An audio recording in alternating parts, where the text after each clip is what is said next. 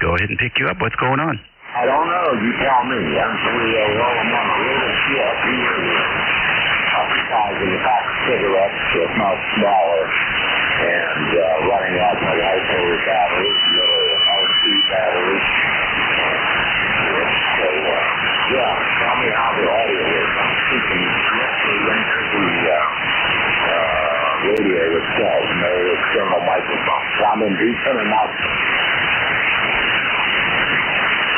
I don't know. I want to readjust everything here, and we'll do a recording on the next one. Tell me the name of the radio and what you've got it hooked up to your regular antenna. Give me a couple of seconds there of transmission. Okay, real good. Yeah, this is a little CRUSDF radio. It's got a built-in speaker, it's got a built-in microphone, and I'm using my regular antenna here, so yeah, 11.1 volts, it's giving me about 3 watts. If I put it on 12 volts, it's 13.7. I'm getting about 6 or 7 watts. So, I don't know how the internal microphone works, so I'm stressed, but I'm using the sound okay. There's 3 Okay, Bob, very good. Well, you have a voice that will make any radio sound good, so that helps a lot. Why don't you take a listen here and see what you think? This is recorded at 2.4 kc bandwidth, and nothing, no tweaking of any kind, no noise blanking, no nothing. Just vanilla off the air. Here you go. Yeah, this is a little CRUSDF radio. It's got a built-in speaker, it's got a built-in microphone, and I'm using my regular antenna here, so yeah, 11.1 volts is about 3 watts. If I put it on 12 volts or 13. Alrighty, there you go. I think it sounds pretty good for 3 watts. Yeah, it sounds pretty good for what it is. Yeah, it's a little small radio, about the size of a pack of cigarettes in a plastic case, and it's army green. And a digital readout too. Pretty good setup, Dave. Now I want to thank you for the report.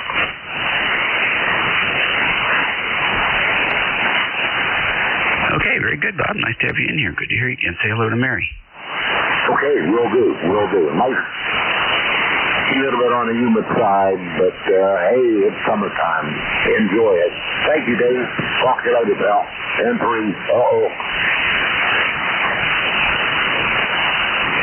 All right. Any other TRP stations this morning? How about mobiles in motion? Any mobiles?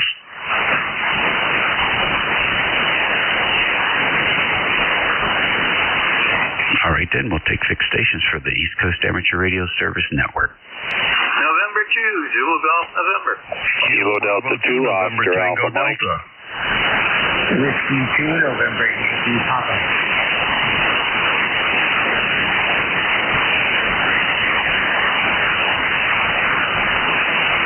All righty, I got N2ZGN, NTD, and NYP. Who else? Kilo Delta 2, Oscar Alpha Mike. OAM John, I got you any more?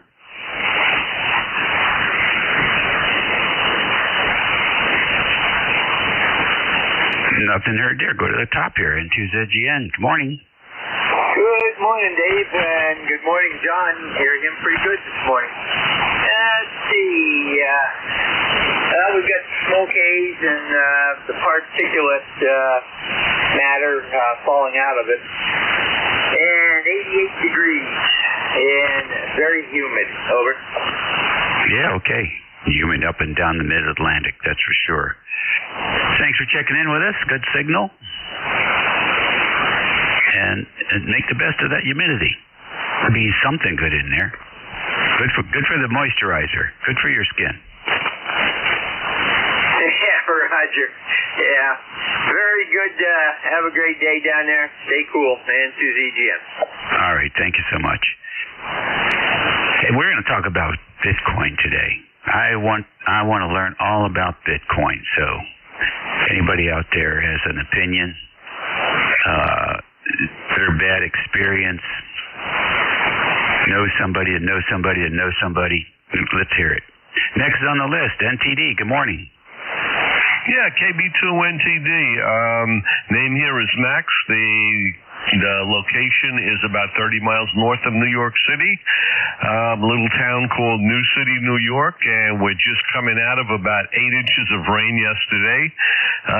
Everything is mushy and soggy, but it is a bright sunny day, kind of warm. It's close to 80 degrees, and just got up, turned on the radio. No, I didn't just get up.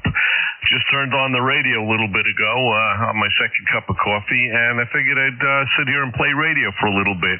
So back to you, KB2NTD. Okay, very good. Thank you very much. Nice to have you in here today. Max, you're doing a good job. Hope you're hearing us okay. Anything else for the net today? No, that's about it. Like I said, I'm just have a quiet day today. Got to do a little carpooling, the grandkids around, and that's basically it. Just going to take it easy today. Over. Okay. All right. Very good. Well, thank you. We always appreciate you checking in with us. So enjoy yourself. Be safe with those kids, and we'll talk to you again soon, hopefully. 7-3. Okay, 7-3. Have a great day to you and everybody on the net. Alrighty, very good. Next on the list, down south to W2NYP. Good morning to you, young David. W3GIN, W2NYP. Bitcoin. Don't trust anything that doesn't call itself full coin. If it's a bit of a coin, I don't trust it. Yeah, well, those crazy things are like $100,000 for a Bitcoin right now. So I won't be trusting that either. Yeah, I've got lots of friends who gamble in it, and that's what I call it. I don't know, I guess I'm too old to even understand that in the word blockchain is buzzword, something like that. Anyway, hope you're well. Hope you had a good weekend. We did a quick trip to Florida, 3 hours of sleep Saturday night and Sunday morning, and came home and became unconscious all day. So anyway, finally catching up to everything and realizing that 18-hour days are not like they used to be. Yeah, I get that.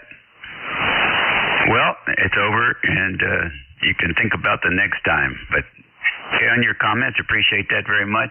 I know I thought I heard something about the Capitol Hill boys and girls were going to be talking about it. And if they're going to be talking about it and getting involved with it, there are going to be two outcomes. Either they're going to figure out a way to put some money in their pockets because of how they legislate. Or they're going to figure out a way to get a free ride. So either way doesn't help the end user citizen. So anyhow, there's plenty to read about it on the internet. You can Google what is Bitcoin, and there's just like pages and pages of stuff. But if you sift all through it, it seems like it's just like a pyramid scheme. Oh yeah, once you sell all the Bitcoins for a particular entity, there's no way for the value to increase. It only increases as more people buy in. It's the way I understand it. So if I'm wrong, somebody please straighten me out. But it seems like you start with a new entity, and you know it's cheap. And the more people that buy in, the value goes up. But it doesn't seem to have any way of creating a value once it plateaus out. Unlike stocks and companies and corporations, whose value we have been brainwashed to believe increases over time. And so, who knows? I don't think I'll live long enough to figure that one out. Chris, have a good week. Yeah, you too, and that's exactly my feeling about it. There's nothing to back it up other than other people buying it. So the only, I guess we live on a gold standard, and I'm not even sure if that's the real thing or not, but the only standard that it has is that more people invest, more it goes up. So, whatever, I think I'll have a good one, buddy. See you soon. Okay, it's like flipping houses, maybe. It depends on the market. You gotta hit the market at the right time, and you can make some money. But you can also end up holding onto a piece of property for a while, and you may not even break even. So I got more reading to do. I certainly do, but at the moment, it seems like I can't figure out whether it's a currency or a commodity. It's very confusing. And of course, the blockchain thing, I sort of get that. Okay, so it's very complicated, and to figure out what the transactions are about. I'm sure the criminal elements love that anonymity provided by blockchain. I don't think the feds have a key to get in there and see what the transactions are about. So that's a problem for the Treasury, which makes it a problem for the Capitol Hill, because they've got to figure out a way to mine revenue out of Bitcoin. I don't think they figured out how to make money for the Treasury out of Bitcoin. Well, they figure that out. We're going to keep picking at it. Alrighty, next on the list, John, KD2 OAM. Good morning. Good morning, Dave. WA3GIN, KD2 OAM. John here in Oakfield, and it's 82 degrees on our way to 90. Hazy skies from that smoke out of Canada, and it's going to be a hot, muggy day. And you're right about the Bitcoin. It's nothing more than a money-making scheme for the guys who can sell it. And it's like dealing with nothing. It's like a commodity, and you can wind up in trouble. But I would never invest in it. There's no way in the world I would invest in it. But that's, if you've got the money to play with it, go ahead and do it. But to me, I think you hit it on the head when you said a pyramid scheme. That's what it looks like. So just my thoughts. Back to you, Dave. WA3GIN, KD2 OAM. Alrighty, nice to hear you in there, John. Always a pleasure to have you check in with us. Signal is always consistently strong and clear, so my ears thank you. And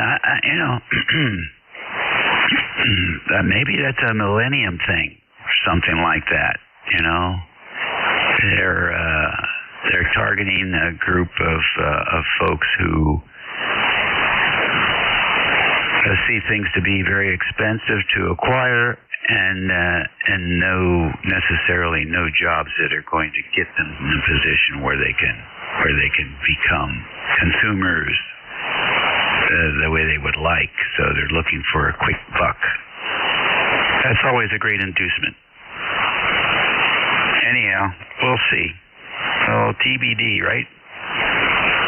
ECARS Radio on 55. It's Tuesday. The band is sort of flat as it has been for the last several weeks. I haven't looked at the lightning map, but I do hear a few strikes here and there.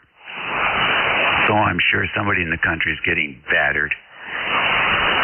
We're standing by for check-ins. You don't have to be a member to check in. It's 19 minutes after 11 o'clock on Tuesday, the 15th of July. WA3GIN listening for any station. Kilo Delta 2 Tango Zulu X-ray. Big double there. I got KD2TZX. Who else? November 4, Juliet, Tango Juliet. All right, JTJ, we got you. Who else? All right, KD2TZX. Good morning.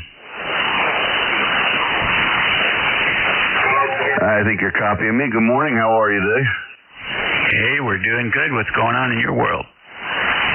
Well, I'm in the northern part of New Jersey, so thankfully I was kind of in an area that was not squashed yesterday with rain. We did get the rain and some lightning and thunder, but if you've checked in anywhere, the New Jersey area, New York City, A lot of flooding, a lot of damage. Just kind of glad we were not in the center of the storm there. Copy? Roger. Let me see if I recall. I believe you're the fella who monitors the fire department channel. Is that right? Yeah, that's correct. I'm with the local volunteer department here in my own town. We had one tree fire. We had to go put out a tree fire struck by lightning. But other than that, I think until I went to sleep last night around 12 o'clock, that was the only call we had. So we made out all right around here. Yeah, that sounds pretty good.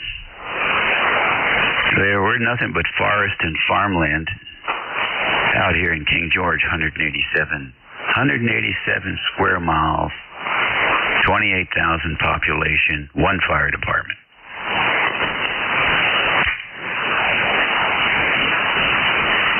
Listen, anything else on that? No, nothing else. Just wanted to check in this morning, say good morning, and keep my ears on for a little while and see what else goes on out there. This is KD2TZX. Back to you. All right, good deal. You have a great week. Thanks for checking in with me.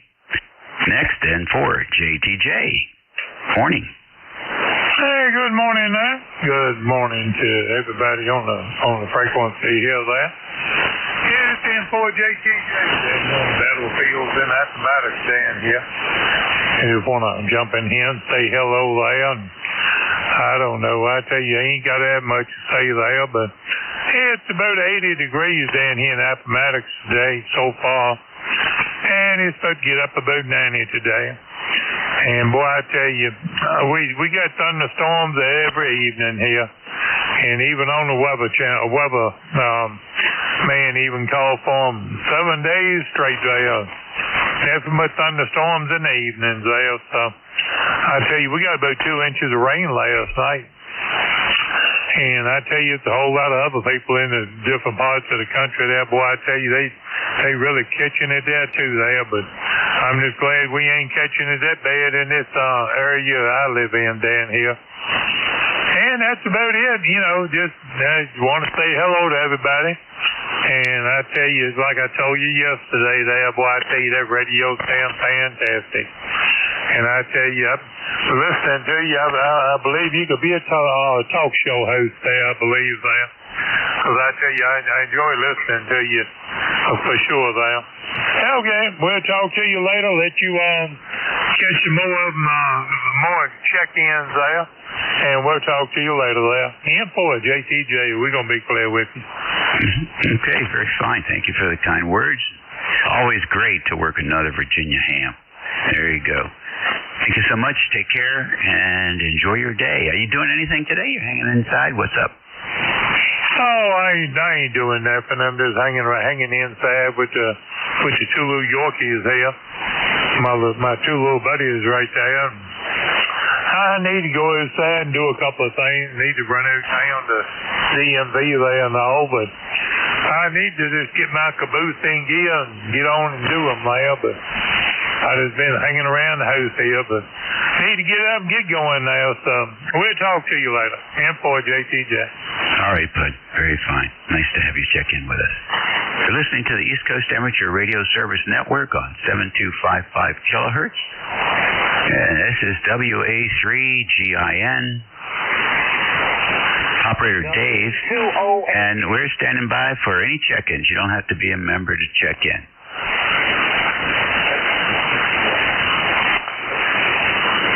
WB2OHN.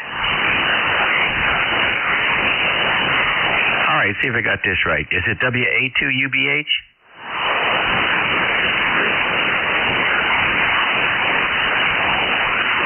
Okay, is the middle character a Bravo or Texas? Okay, got it, Mark. And WB2OHN. Any others? Okay, Mark, it's all yours.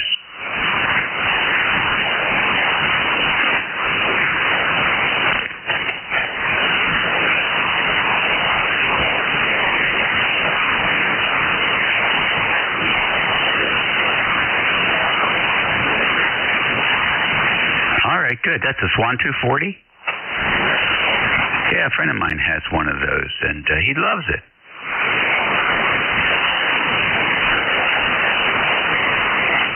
Yeah, I have a 350 in one of the other studios here, and I liked it so much I took the cabinets off to a powder coater in Fredericksburg and had him redo the paint job, use the material and take all the old paint off and then put a nice powder coat on. It looks brand new.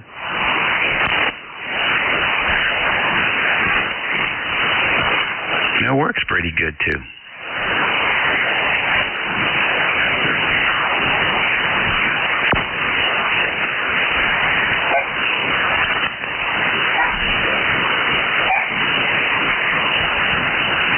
Okay, thank you, sir. WB2OHN, good morning.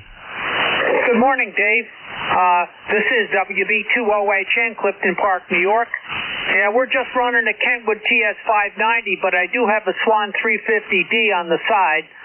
But a little too warm to turn a tube radio on in the shack. The other guy with the Swan 250, he sounds pretty good too. Back to you. All right, very good. We got some Swan owners here. Guess if you've been in ham radio for a while, you probably have owned a Swan at one point or another. This is the second Swan that I've had. I used to run a Swan mobile in my RV, and that was a lot of fun, especially driving down to Florida for spring break and stuff with the kids. It used to keep me warm. Had it underneath the seat. And that, like you said, the tubes really put out some heat. All right, listen, John, have a great week. All right, thank you. We had a Swan 350. I don't know, it was the basic one years and years ago when it was a Drifty 50. The D also drifted, just the way they got the LC set up for the oscillator with switched coils, and that affects the resonance, so all the connections between the rotary switch and the coils. WB2OHN clear. Roger. I know they tried to fool with it a little bit, lowered the resistor down to stick out the bottom of the chassis, and that solution didn't work. I never really had much of an issue with it. Back then when those things were popular, everybody had a radio that drifted somewhat, so it wasn't a big deal. It didn't become a big deal until digital displays came out and people could henpeck the guys that were running analog. Hey, you're drifting. Before that, it was just normal to sit there and retune as the guy was talking. So, no big deal. Hey, listen, thank you very much. Appreciate it. Have a great week. All right, we thank you. I will just comment that the Drake and the Collins and also the Heath kits, like the Hot Water 101, they didn't have that much of a drift problem, but Swan was notorious. WB2OHN clear. Yeah, but they weren't running 300, 400, 500 watts either. So they had a temperature coefficient differential between receive and transmit that those other radios didn't have. Okay, well, my Swan old 350 and the 350D, they only have a single final 100 watts, and they drift just like all the others. Go ahead. How about that? All right. Well, I've got an SR2000, the Helicrafters, that runs a KW, and I'm slowly restoring that radio right now. It's got the power supply rebuilt, and it's got a two-step power supply for medium power and full power, and then got the receiver working pretty well, but I'm still working on getting the transmit side going, but eventually we'll get that going, and we'll see how Helicrafters did the control of the drift. I don't know when I'll get around to it, maybe this winter. Thanks for checking in. 73, WB2OHN clear. All righty. You're listening to ECARS 7255. Topic of interest today is Bitcoin. Anybody have comments, pro, con? scratching your head on it, don't care about it, whatever. Dump it in. This is WA3GIN listening for check-in. W1RV. Is that Whiskey 1 Radio Delta? No, W1 Radio Victor. W1RV. Richmond, Olden, Massachusetts. Over. Okay, in Massachusetts, W1RV, your audio is very restricted, like you have your finger against the microphone element. What's going on? Well, actually, I don't know. I am using a linear amplifier. It's a 73. I'm driving a linear with the 7300, and it's I don't know what it's putting out exactly. Anyway, that could be something to do with it. Maybe I need to tune up a little bit more often. I'll tell you what, why don't you turn the amplifier off and let's just hear the 7300 barefoot.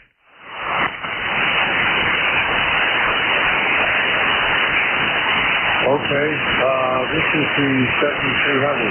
It doesn't appear to be putting out much power. Hang on a minute.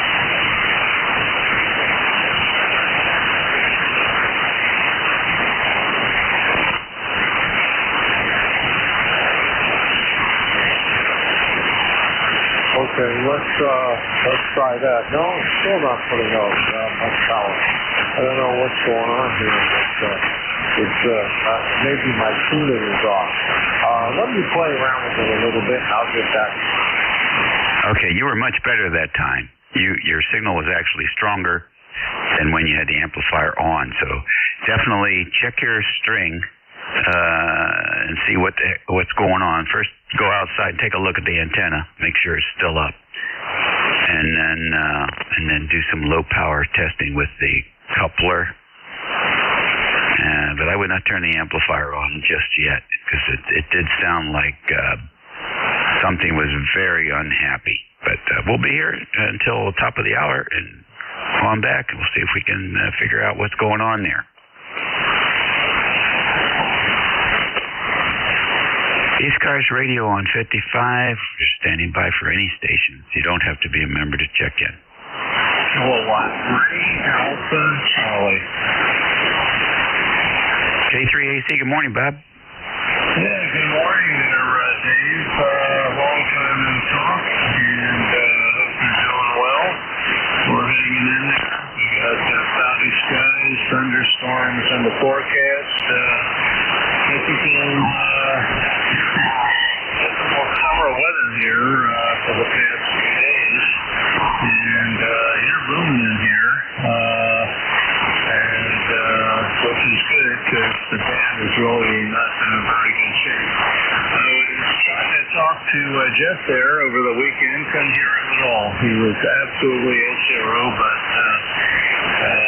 propagation is wrong. Anyway, back to you, WA3GIN, K3AC. All right, Bob, good deal. 20 over 9 here this morning, so propagation between us. And it can't be said for most stations, but nice to see that SWR, the signal strength, actually still goes up to 20. That's for certain. So what's going on over there? Anything happening with antennas, or are you taking it easy, taking the cool path during the summer? What's up? Well, we're on a different rig and a different microphone today. I'm just playing with condenser mics here. I have a couple of them. And this one is an Audio Technica AT2035.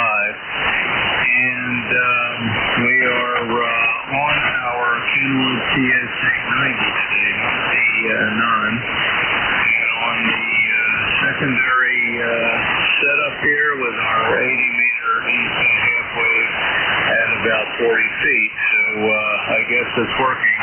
Wonder how the audio sounds. If you can do a quick recording, I can give you some chatter there. Anyway, everything is copacetic here. I have a family member not doing too well. She's in rehab. number of medical issues, but hey, that's what happens when you get into your 80s, I'll tell you. So I'm going to enjoy my 70s as long as I can there. WA3GIN from K3AC. Okay, very fine. Thank you much. Yeah, I could tell you weren't on the on because the signal's not nearly as clean on the bottom side. It's pretty fat down on the bottom. What's the story with the ALC reading on that Kenwood? Well, it's near the top of the range. Am I overdriving it?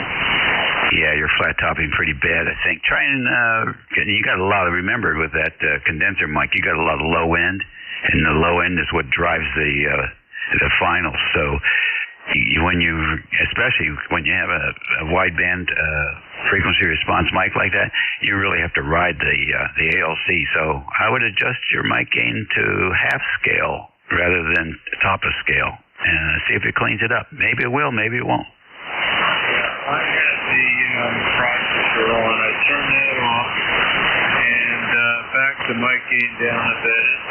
Yeah, you're right. This condenser is quite sensitive. And we'll back off on the mic. We're about, say, 2/3 scale now. Any better? Yes, it's definitely moving in the right direction. I would keep going. It hasn't changed your signal strength. Okay, well, we turned the gain down a little bit. And we're about hit the 2/3 zone. Okay, well, that's the secret right there. As long as you don't drive it too hard.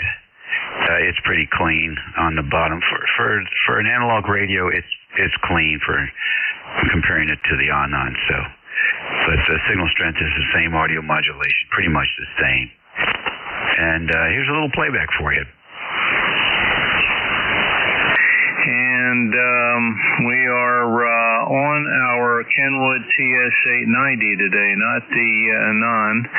And on the secondary setup here with our 80-meter end-fed half-wave at about 40 feet. So yeah, so you can hear the breath sounds, which is an indication of too much gain. And also it's a little bit harsh, I would say. Go ahead. Yeah, very good. Yeah, I definitely heard the difference there. Our physics was right now, so we just felt like I was running too hot. Okay. Well, that's set to where I usually go. And had the process on, which I usually don't run around this period. Anyway, having that chance to get the question. So, okay on the monitor. Okay, very good. How's everything with you, Over? Oh, I can't complain, really. And just getting through the summer, really. I've got some projects to work on. The 9500's on the workbench. We discovered that the filament voltage coming out of the power supply is a little bit high for that tube in there, that 8877, especially the pentas. They want to see 5 volts or less, not 5 volts or more. And I measured the filament voltage without the tube, and it was like 6.4 volts, I think, something like that.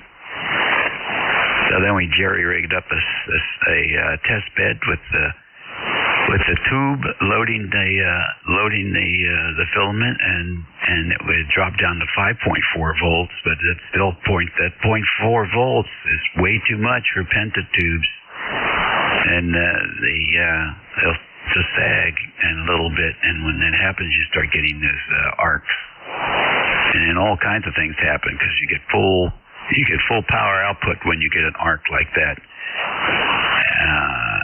So we are in the process of putting some dropping resistors in series with the filament to get that thing down to 5 volts where it belongs, and then we'll see how it operates. So we've got a few mods to go. In the meantime, we're using the old Alpha 78, which is a great workhorse. We enjoy having it.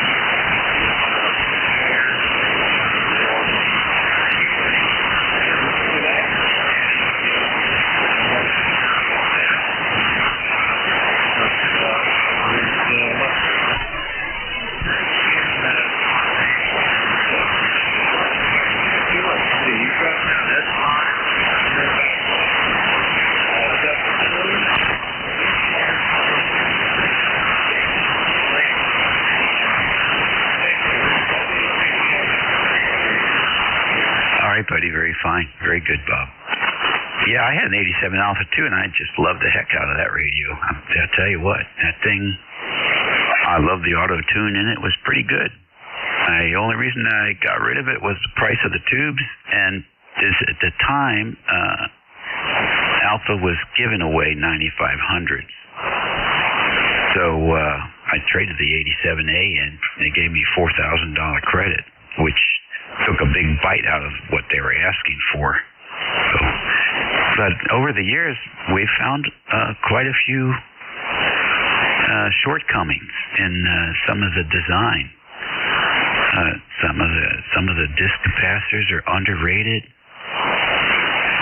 and so sooner or later I'm going to make up a list, because there's a lot of 9500 owners out there. I don't know how many of them are capable or willing or interested in upgrading their amplifiers, but some of the design, I want to call them flaws, but shortcomings can lead to catastrophic results. You know, the bias supply can get tied. One of the boards, I think, can get melted. I saw some pictures of some of the boards that got melted because of the lack of protection circuits. And same, you know, it's just they all add up after a while, you know. But the Pentas, their filament runs hot anyway. Even at 5 volts, it runs hot. And so when you add another 0.5, that's just a lot to ask for that tube, the way that tube is designed. And so you're almost guaranteed to have, you get that little thud when you power the amplifier up, and that's the arc. So I've actually monitored the Penta here while in standby. It's just sitting there plugging along, and all of a sudden, pop, you get the arc. So the IMAX are heftier filament. I had a YU209 in here for a while, and that was a used tube, but boy, I'll tell you, it worked great. So yeah, I've got my eye on an IMAX. A friend of mine has one out in California, so it's just a matter of time. But I am also interested in finishing up these mods. There's mods for the tuned input as well. And to get the efficiency up, the 9500 is not a very efficient amplifier. 50%, 52%. And you ought to be able to do better than that with a sophisticated pipe like that. So it turns out part of the problem is the tuned input. So, all right. Anyhow, lots of stuff. Good work. You take care. Have a great week.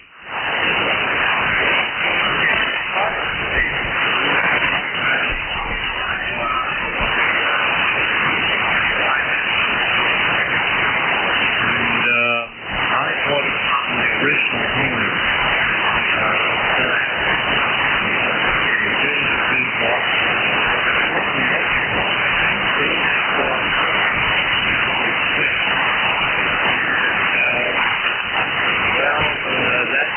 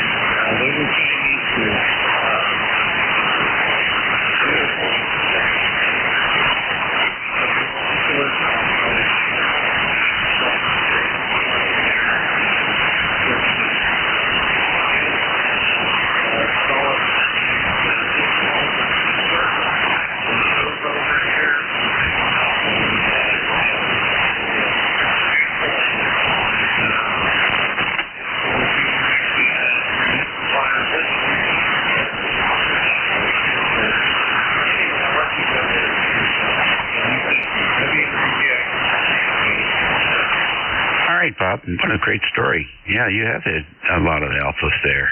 So, yeah, I don't think alpha's coming back. It's too expensive to build a tube amplifier these days in the United States. And there's no market. You know, everybody is moving towards the solid state. Can't blame them. I'm looking at a 403A XXL solid state amp that's supposedly coming out next year. So as much as I enjoy the tube amps, it's just something if you want to get into it, that's fine. But a lot of operators these days, they don't want to open the lid. So if you can't have a boat anchor amplifier if you don't want to get your hands dirty, unless you have a whole lot of money, and you can pay somebody. But there's just too many things. The 9500 was a rush job, I think. It feels like it when you look at the missteps, underrated capacitors, simple stuff that could have been done. It wasn't done. It's just like they were trying to rush him out the door. Is what it feels like. So we've had failures. The bleed-ear resistors, just aged out way too soon. I want to say bypass, but the balancing resistors on the capacitors also underrated. The dropping resistors, the high voltage, underrated. A lot of stuff just underrated. Step start resistor. They had a little glitch every once in a while that wouldn't release, and it would melt the enamel off the 25-watt resistor, and the thing would look like a glow bar, and then it would burn a hole in the circuit board. That happened to too many people, and that was just because they used a pair of 50K 25 watts.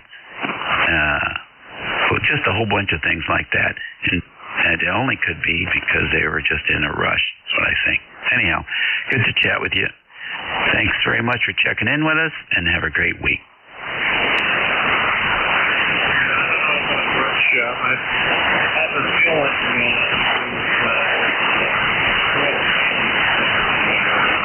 I tried to cheap it out. The best outfit designed and made by Dick Airhorn there back in the 70s and 80s. I had never had any problem with any of those amps. But anyway, that's neither here nor there. Walk over to the 73 there, Dave, and hope you get the dropping resistors installed, and here's the big market you shot. Have a great day. Yep, okay. No, I love this amplifier. It does everything I wanted to do. So it just needs to be built right. And I don't think they're going to save much money between a 4K capacitor and a 6K voltage rated capacitor. Not that much difference when you're buying the quantities that they were buying. It's just poor choices. And if you look at the schematic, some of the caps in the amp were underrated, even as stated in the diagram. So I don't know what's going on over there. 73 ECARS Radio. A few more minutes. We'll take a couple more check-in. W1RV. Yeah, W1RV. You still sound muffled. Turn the amplifier off. Yeah, that's number one that doesn't go through that. I use this all the time. Nobody is up there. Well, whatever it is, it's burned up now, because you're not getting anything out, and it's very distorted, almost like it was shorted. When you ran barefoot, the audio was clean. Okay, well, yeah, I can see down. God, really, well, I don't know. Not just what's going on.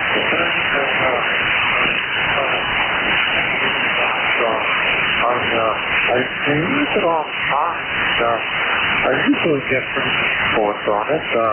They, not clean, that's not the best, but it's pretty good. Right now it shows I'm running, well, let's see, what am I doing? It shows I'm running about 500 watts. Yeah, okay, well, power is not an indication of anything. Power is not an indication of anything. It sounds horrible, and take a listen for yourself. Thought I'd give it another shot. I use it all the time, and I usually get pretty good reports on it. Maybe, not the cleanest, not the best, but usually pretty good. Right now it shows I'm running, well, let's see, what am I... All right. The 7300 has the cleanest, crystal clear audio of any radio on the air today. That's how good the audio is coming out of the 7300. So for the audio to sound like yours does, you have to be doing something really wrong, or there's something shorted out. To me, it sounds like you blew the front end of the amplifier out, and that's what you're getting. You're getting distorted input, distorted RF input, and it may or may not be amplifying anything.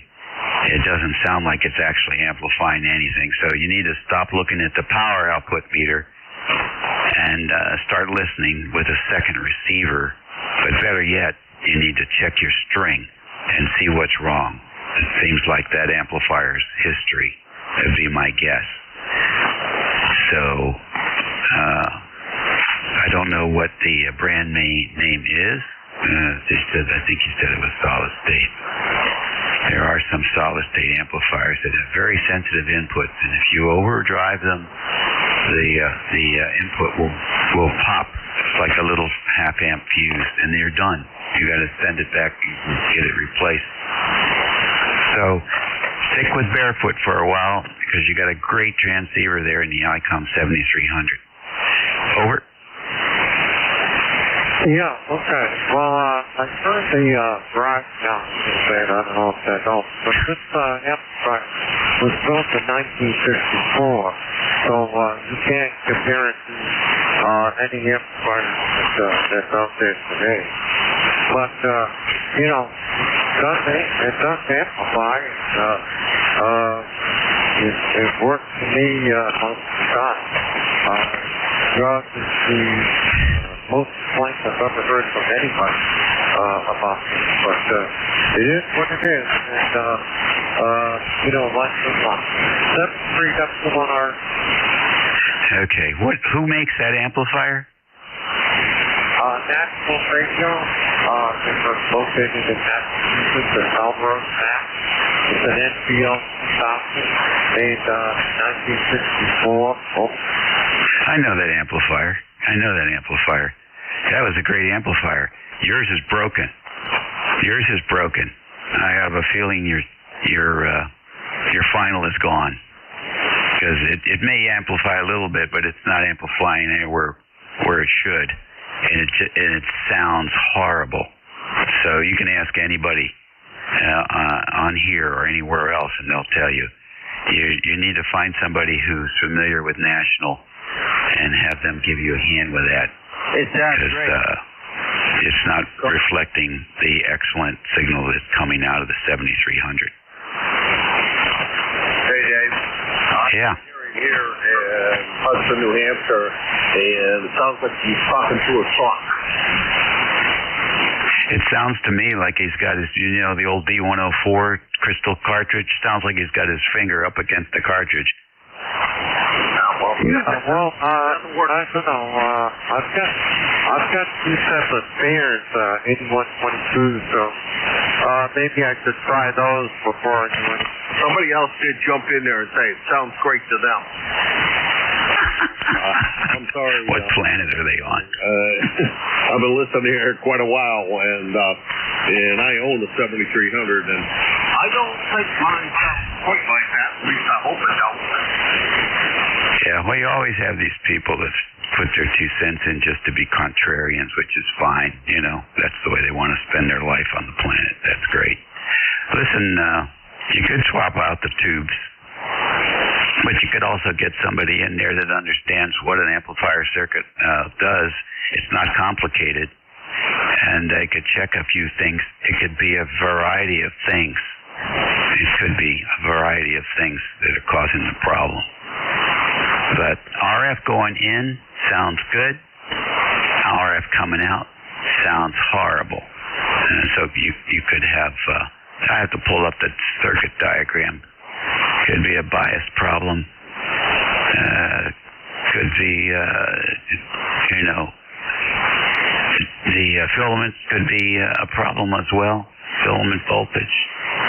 But you definitely have a problem in the NC2000, and that's a shame. That's a beautiful amplifier. You could get on Facebook, and I think they have a Boat Anchors linear amplifier group. You can pose some questions to them there.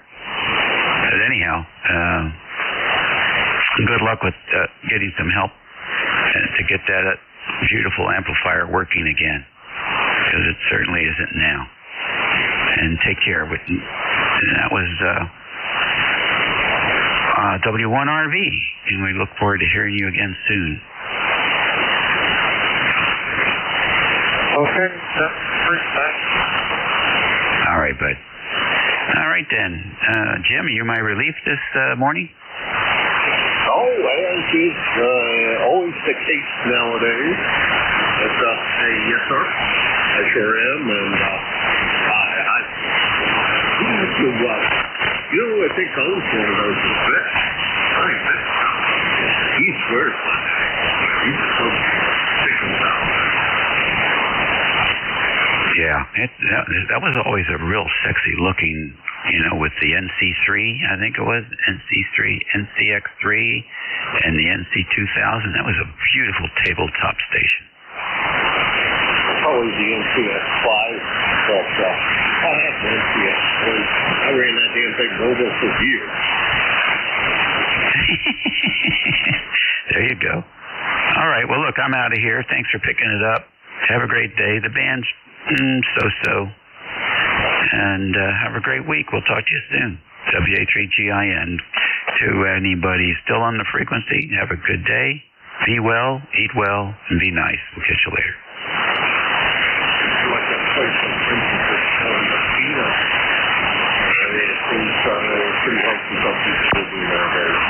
Good afternoon. This is Kilo Alpha 1 Mike Quebec, K1M2, and this is the East Coast Amateur Radio Service, ECARS. We're here daily from 7:30 a.m. until 1:30 p.m. On the weekends, 8 a.m. until 1:30 p.m. 1:30 p.m. Monday through Saturday is a hard stop for us, so we must exit the frequency exactly at that time. So please cooperate with your net control operator and make sure that you exit the frequency, and don't try to dilly-dally around and whatever, because we do have an agreement. We agree to it. The piece seems to be in place, and it seems to be carrying there. So do us all a big favor. Let's see. Mobiles have a priority here on ECARS, as they have since we were founded in 1968. So if you're mobile, make sure I know that. I'll put you at the top of the list. What else? If you are mobile, I already said that. We have a website at ECARS7255.com. You can even catch that. Actually, I searched the other day at 73255. What I used to suggest people search for, and wound up with a bunch of crap, and half a day to find ECARS. So ECARS Net might be the better search than any others. That's Echo Charlie Amateur for Radio Service, NET, Net as in Amateur Radio Network. So if you can manage to search that, I think you might find something more to your liking as opposed to some of the crap that I've been getting lately. So somebody else that moved in and put a new hosting out there that it kind of interferes with mileage anyway. And your mileage, of course, may differ. Let's see, what else? I guess that's pretty much, oh, yes, I work from a list. I'll call for a list. I'll work down through the list, and then I'll call for another list. Please, while I'm working the list, don't just shout out your call sign. About half of the time, I will ignore it. Depends on how busy I am and what the bad conditions are like. But please just don't do it. No reason for doing that. I will make another call in a very few minutes. So,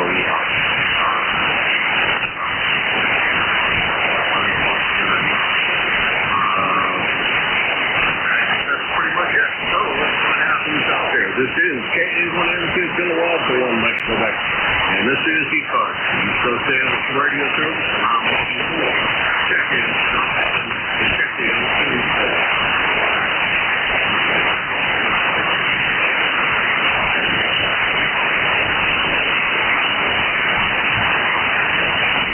Dave shut off the lights when he left where and it was definitely not that quiet while he was here. Oh well, he must have shut off the lights on the way out the door. This is KA1M2 Kilowatt for 1 Mike Quebec. This is ECARS. This is Whiskey 3 Golf Whiskey Mike. Hello, Jim.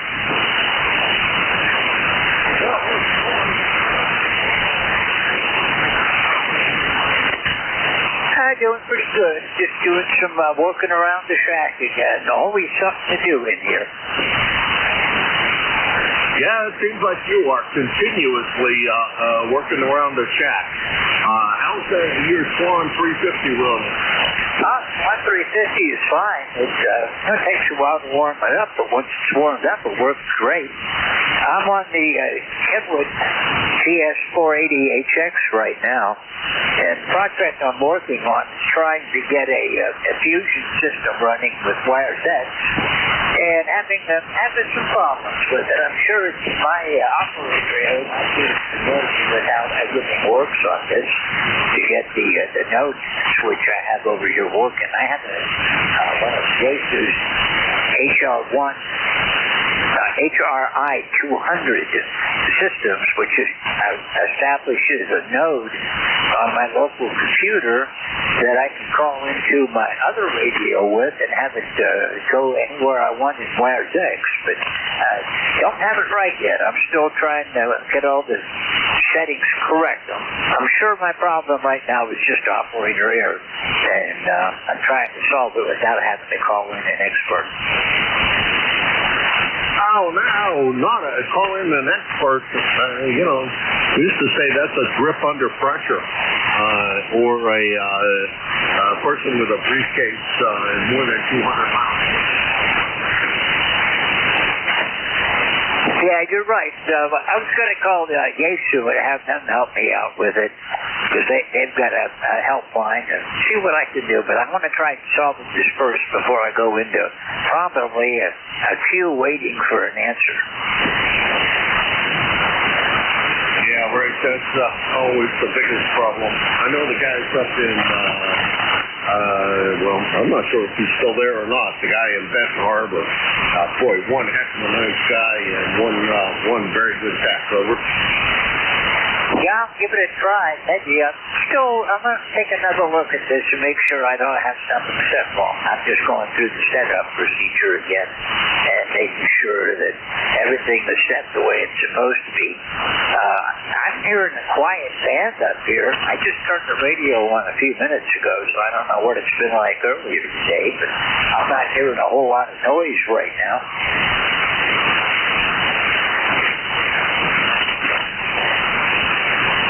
All right, Dave, you're up down quite a good bit. George, thinking about Dave, who was talking to his previous message. Anyhow, you're up quite a good bit down. So we will talk to you again real soon, I'm sure. Thanks for everything you do for us, and thanks for all the times you fill in. We've got a couple of people that fill in on a regular basis, and you are definitely on, if not the top of the list, second down the list. So, there's only 3 or 4 that actually come up from filling all the time, and you're one of those. Thanks, George. And we will talk to you again real soon. 7-3. Okay, you went from an S9 down to an S2. You're probably not even here, so I'll save that for 3, and we'll look for you again next time around. Thanks a lot, Jim. We're the K1MQ. This is Whiskey 3 Golf Whiskey Mike standing by. All right, George, you are as well right down at the noise level, which is about an S2. Kilo Charlie my 2. noise level Mike here usually is pretty low. At times it does creep up, and I've not figured out why. I know I have one computer which I moved out here into the chat, which is noisy, but it is shut off and has moved it down here. But that's the way that goes. Anyhow, that was George, W3GWM in Wyalusing, Pennsylvania, up on top of a beautiful, boy, he's got a beautiful place up there. Nice place to drive to, and absolutely gorgeous countryside around here. Up there in Wyalusing, in the mountains. And let's see, here's your regular net control on Thursdays from 7:30 to 8:45, and on Fridays from 8:45 to 10 o'clock, and a lot of other times in between. For him a lot here on ECARS. This is K1MQ, Kilo Alpha 1. His ECARS number is 20743 on the lifetime roster. He's also a previous VP of ECARS. He's been a very, very busy young man on ECARS, and has been quite helpful to the organization, and we appreciate him being around. This is ECARS, the East Coast Amateur Radio Service. I'm K1MQ. The name here is Jim, Japan India Mike. I'm located in Hudson, New Hampshire, and I'm looking for a check-in for ECARS.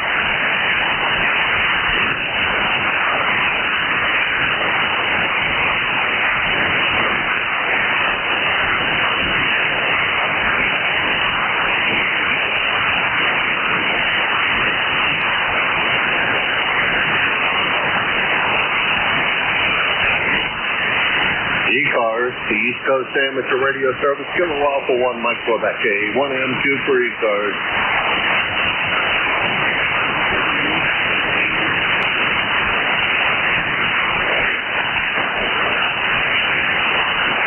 ND210.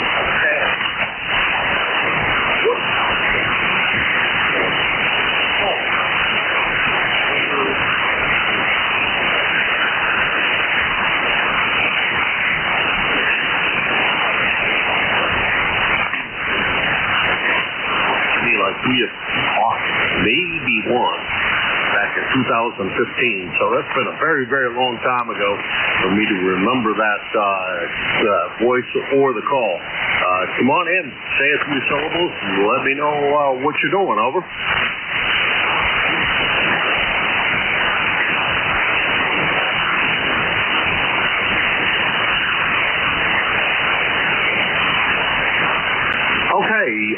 How come Judy's ends actually in the right ball. The big tough. I did double with you for a little bit, Paul. There we go. A little bit better. Kinsale, New Jersey. Great signal, I will say. Great solid. I didn't look at the S meter, but don't need to. I'll give you a 599 all day long, over.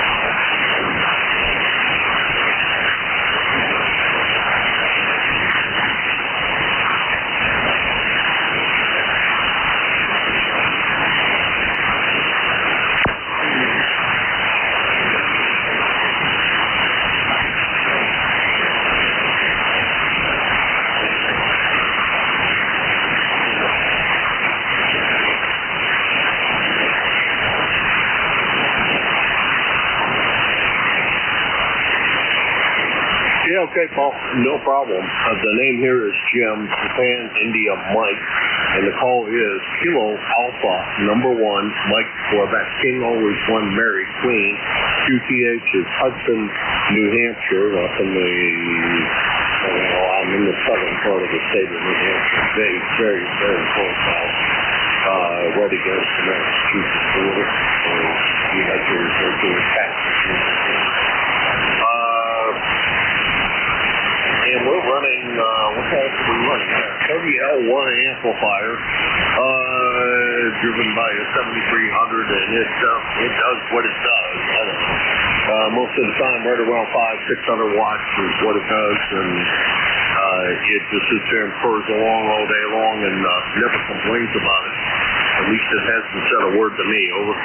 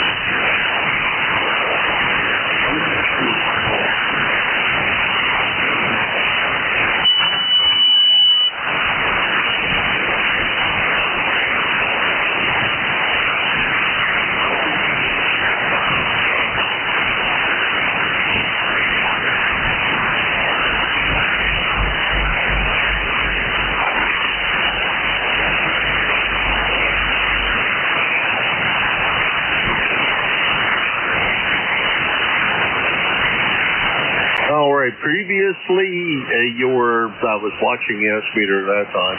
Not that S-meters mean a heck of a lot depending on what the heck they're doing, but for an AD comparison, they do mean something. You were an S5 plus, and without the amplifier, you're about an S3 plus a little bit. So that's the drop I see. Over.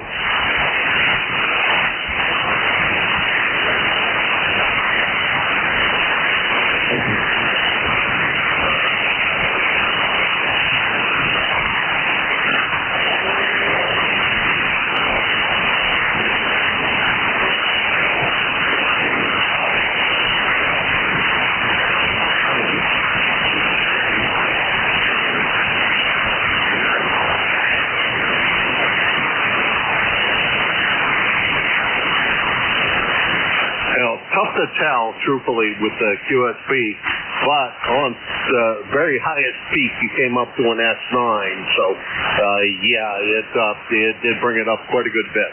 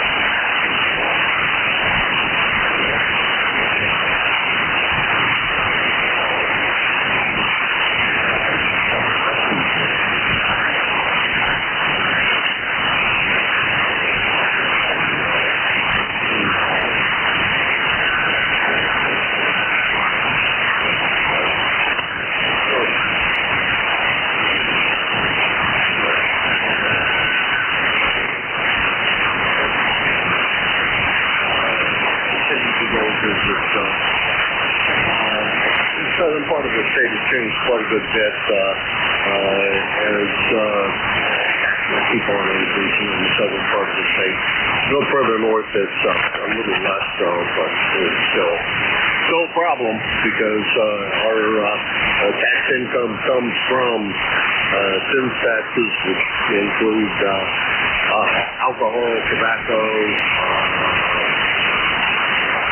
dining out, and sleeping in the hotel room. I'm not sure which of those is the most sinful, but what they always call them anyhow. And so that's our primary source of income, that and property taxes. And I can assure you the property taxes aren't cheap, and they keep on going up as people want more and more services in the state. It's pretty cool. Anyway, we will talk to you later, I hope, Paul. Good to hear you. Let's see, last time, the first and only time looks like we have chatted together is back in March. So it hasn't been that long ago, but long enough ago that come on, Paul, you've got to be a little more regular here. Good to hear you on great signal and great audio. I love the audio. It sounds fantastic to me. Take care, Paul.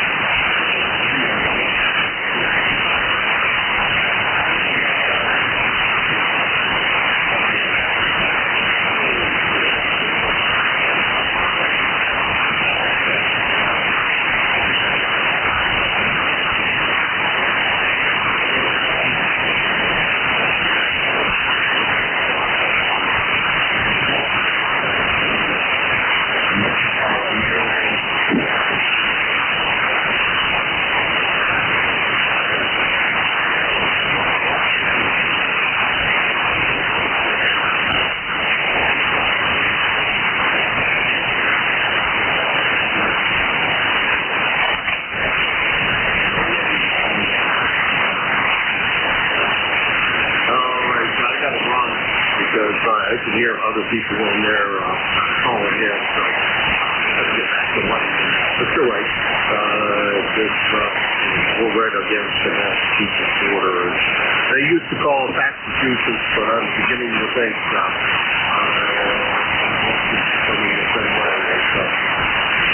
and more and more services are demanded from the town. And I don't know how much of our taxes have gone up over the last 40 years that I've lived here, so I've been here quite a while. Anyhow, take care. You have a great day, Paul, and your sounding great. Amplifier really does work well. But you're a very, very strong signal coming in here. Pretty, a lot of QSB on the signal. Take care. It's KZ2. Hey, Paul, and it's in Hillsdale, New Jersey, about 175 miles from here in Hudson, New Hampshire. And this is KA1MQ, and I'm looking for check-ins for East Coast.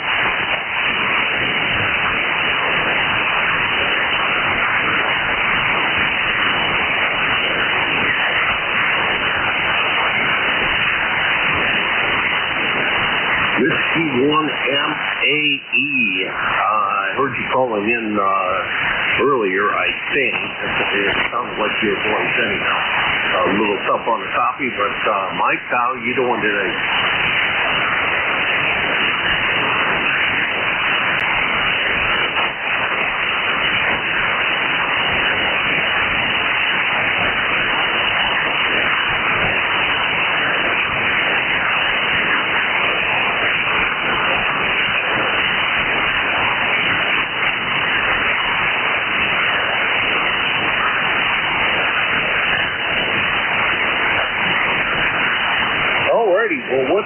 testing the 10 watts for you, Mike. Sounding really good down here. I didn't look at the S meter, but that usually doesn't tell me a heck of a lot, other than the fact that you're coming in on the antenna phone signal. I guess it's the more important thing. But you're sounding really good and strong, Mike. No problem copying, over.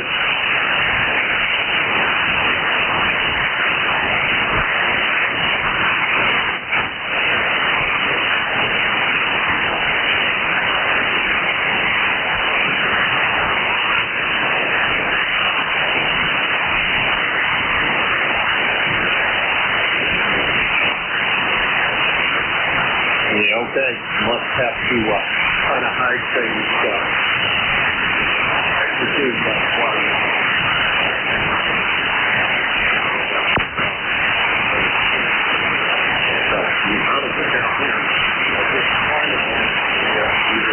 You're about an S5, S6, which is not a bad signal today. So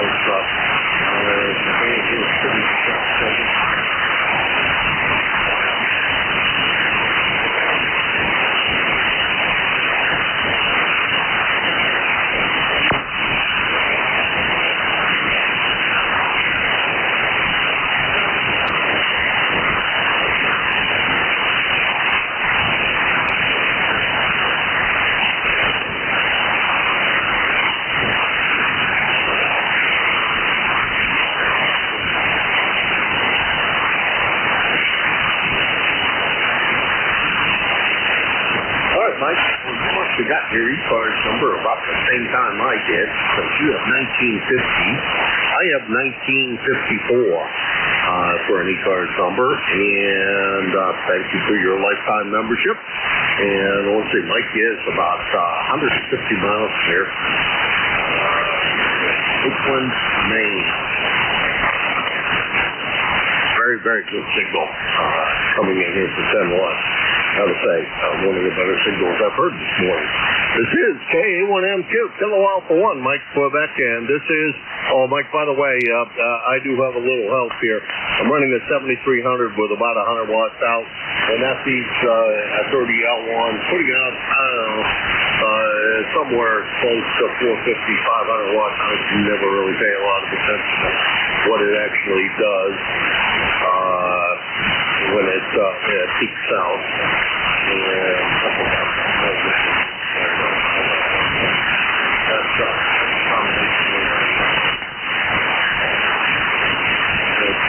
Between the distance between the two of us.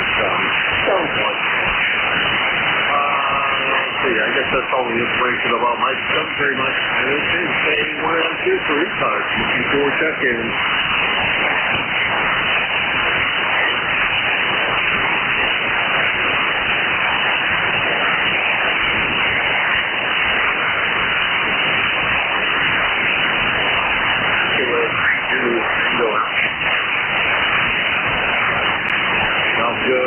Good afternoon, Tim. How's everything in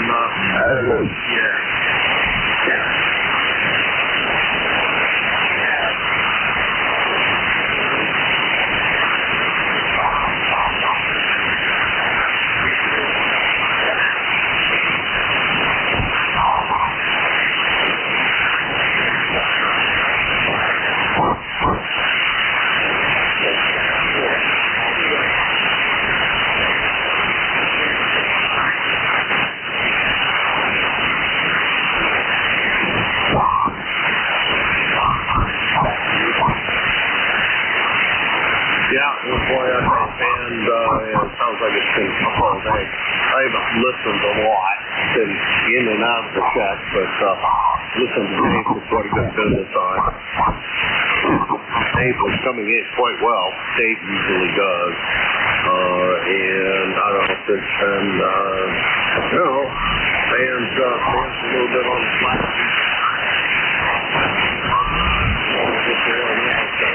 That says something about listening to the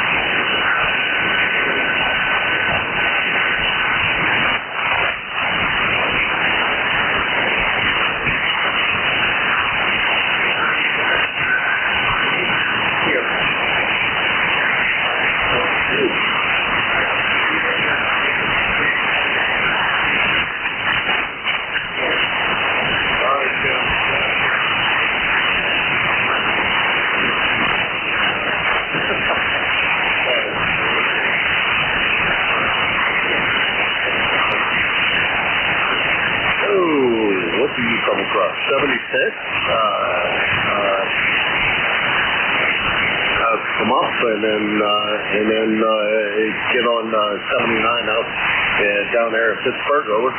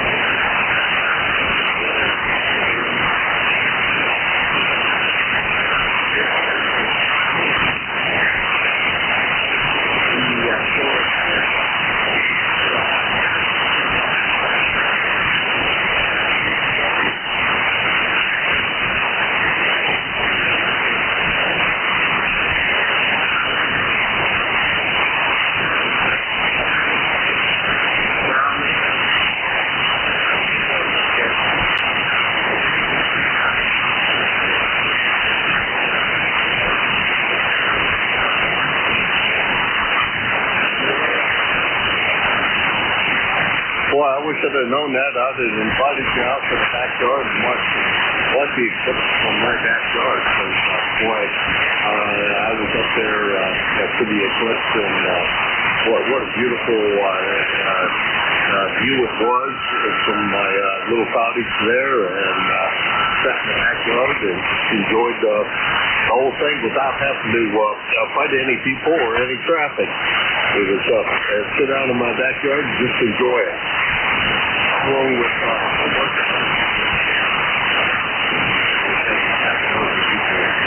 more than that, probably more like a dozen people sitting out alongside of our little pond there, staring at the eclipse. So it was good, and more of a party down the way across the pond, as it were, than over on my side. There was nobody on my side of the pond, but it was still a good time. So, if you're ever on the way up there and you think I might be there, please do stop by. More than happy to put you up for the night or whatever. A cup of coffee or whatever we can manage to get for you. You take care. K3 JTA, Eastern York, Pennsylvania. 307 on a lifetime roster. He is also in New Mexico on Friday.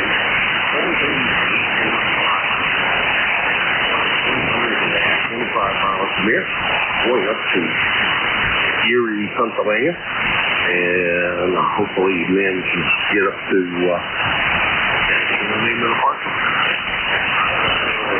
I can't figure it out. Should get to it. I'll do it a couple of times. And maybe the daughter would like to go to the water park that's up there as well.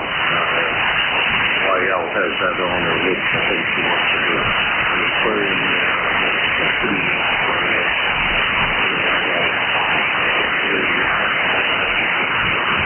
Brother tells me that the basketball shop up there is pretty cool. If you're into that, so a couple of points to go see while you're up there, and beautiful view or something. Take care of them. This is K1M2 for ECARS, East Coast Amateur Radio Service, looking for check-ins for ECARS. Alpha Romeo Mike. Okay, I got Victoria Sugar, or Victoria's Secret, and we got PRS. Victoria's Secret, all doesn't sound familiar. That doesn't mean I shouldn't know who it is, but oh, of course, there's a million Victoria's Secrets out there.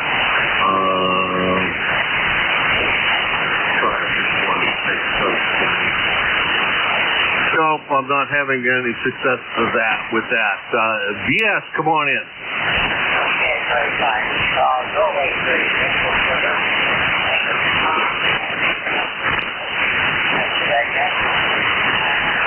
25 miles northwest.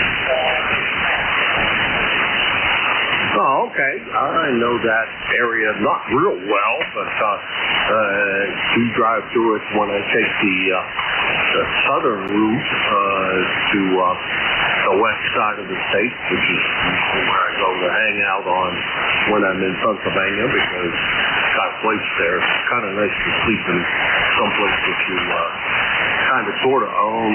That's in St. Thomas in Hancock, Pennsylvania. I think you're up gorgeous up in that area. Hey, quite a few guys that come here on ECARS on a regular basis are up in your neck of the woods. This is a first-time contact for me. I'd like to know what name you like to go by, so the next time you check in, I get it right. And welcome to ECARS. Over. Okay, very much.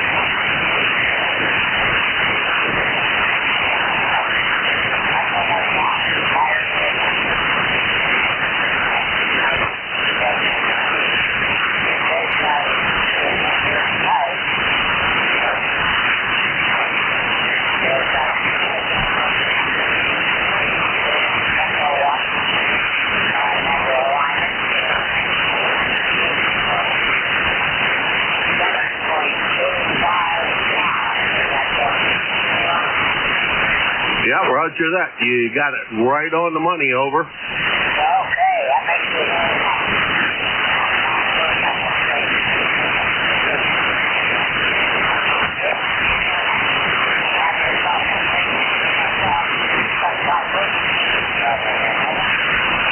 All right, Tom. Yeah, I will tell you this: you're just a tad off frequency, and if you talk again, I'll tell you how much I just gone up to see where I think you belong, and I'll let you know what that frequency is. So. Okay, well,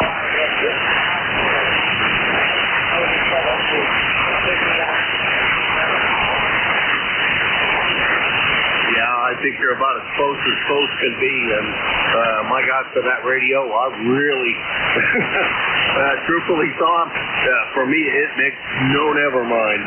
You are close enough in frequency that I would never say anything usually, but I know you just put it on the air,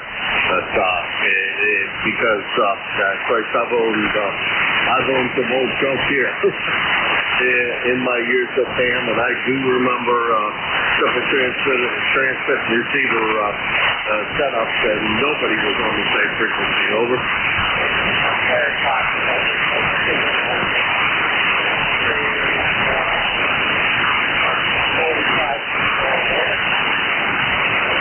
I knew it was an older rig. I did know that. Some of the stuff I've owned, my dad had an iPhone for a very, very short period of time. And that daggone thing, every time it keyed the mic, you never knew where the heck it was going to be. It wandered pretty bad. But we didn't keep that rig very long. I was responsible for that. And keeping things on the air. Hey, Tom, got to let you run, but you sounded great. Audio sounds good. I wouldn't touch the thing. I think you got the rig where it ought to be. Over. Okay, very fine. I thank you very much. You have a great day, and I'll be checking in here again. Norway 3 Victor Sugar, clear. All right, you take care, Tom, and try to stay dry over there in that part of the state. Hopefully no big flood occurred over there. It's M3 Victoria's Secret.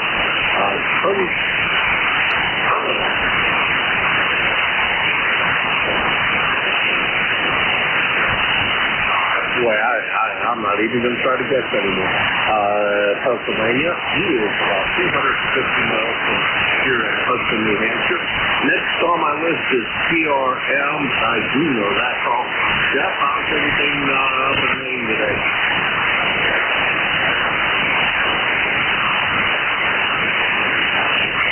And one PRM.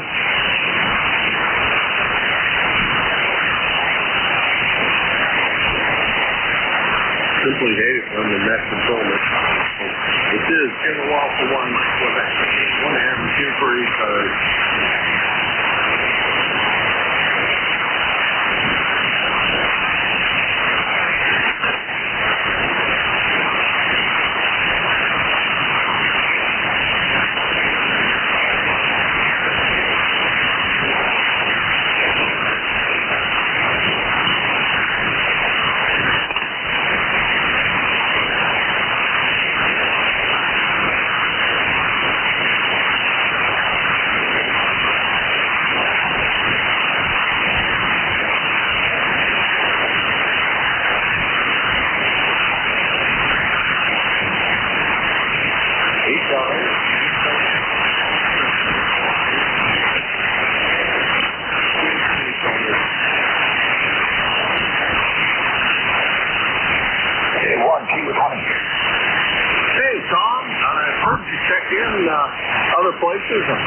the air, but haven't spoken with you in a while. How you doing, Tom? I'm doing okay. You're a little bit over S9. Are you down south or up in Hudson? I'm up in Hudson. You're running right about S9, over. Wow, it's wonderful to see the band conditions like that. Earlier, I could barely hear anybody, and things just went down from there, but they're back. So it's good to hear you. ECARS 1556 for the log, and glad to be checking in, over. Always glad to hear you, Tom. Great signal. I glanced up at it here about, S8, S9, somewhere right in that range. Sound in very, very good from down there in Middleborough. I think the band is not very long, to tell you the truth. Everybody I've talked to so far is less than 300 miles from here, over. Okay, well, that's more or less a normal 40-meter daytime afternoon propagation. It's usually it pulls in tight. I know for years the net controls down south, like Dave, for instance, down in Virginia, there'd be days when the band was too short for me to check in with them. But lately, it's like a box of chocolates. KA1MQ, K1T with honey. Yeah, Tom, that's pretty much the case. It used to be the band was short almost all the time, and now it's either real long or real short, and no in between. And when it's short, it's up and down all over the place. So I don't know.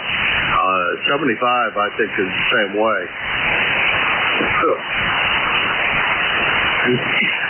I have checked into a net pretty often on net control on that net. So I guess I got to say I check in more than pretty often. And 75 is tends to be no joy some days either. So it's just band conditions as they are for the sunspot cycle. It helps all the guys that like to work DX, and kind of seems to be hurting us that like to rag chew on 75 or 40, over. Ain't that the truth? Yes, it is. But if you listen up on the higher bands, it's spotty. There's some places that come in terrific, but most of the country, most of the earth is just flanking coverage. In the old days, they would switch coverage, and maybe I don't know. It's hard to explain, but it just doesn't seem like it was when we were younger. It just seems that you heard more people from more locations when you go up on 10 and 15 meters. All right, Jim, I'll let you carry on. I'm going to go eat a sandwich and get ready to put groceries away when my wife gets home from the store. K1T with honey. All right, Tom, you take care. 7-3. SK1, TWH, Middleborough, Massachusetts.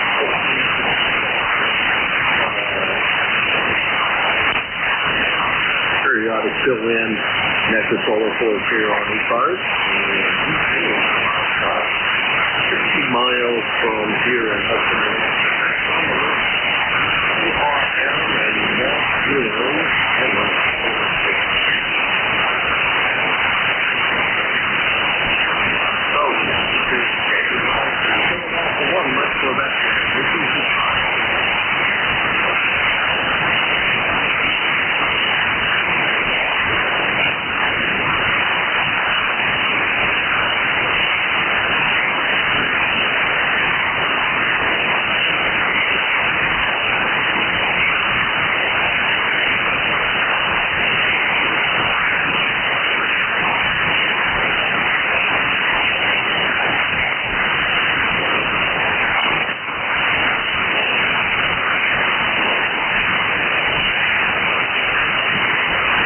ECARS, the East Coast Amateur Radio Service, J1MQ, Jim, located in Hudson, New Hampshire. Looking for a check-in free service.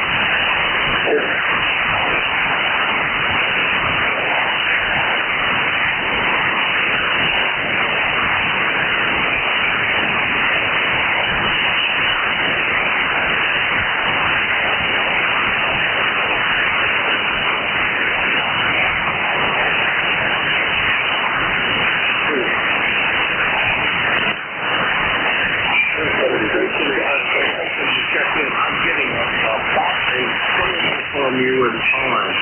I can't copy. I wish I could, but I can honestly say that I get one syllable out of you, and that's about it. Almost sounds like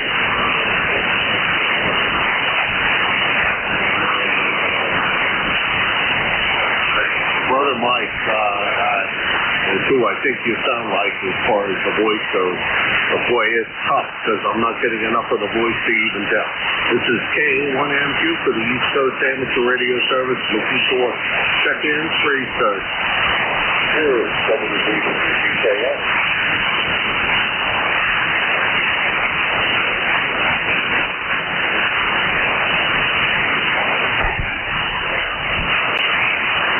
I think that was MKS.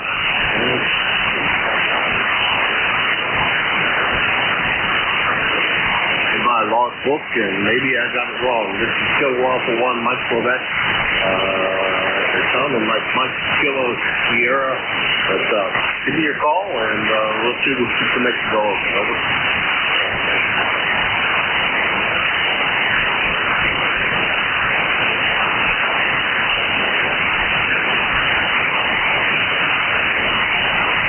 Nothing heard, and they have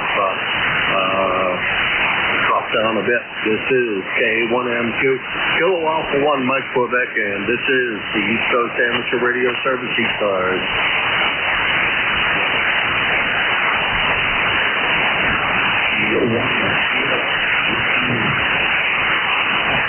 Hey, there he is. Art, beautiful sounding signal as per usual. Over.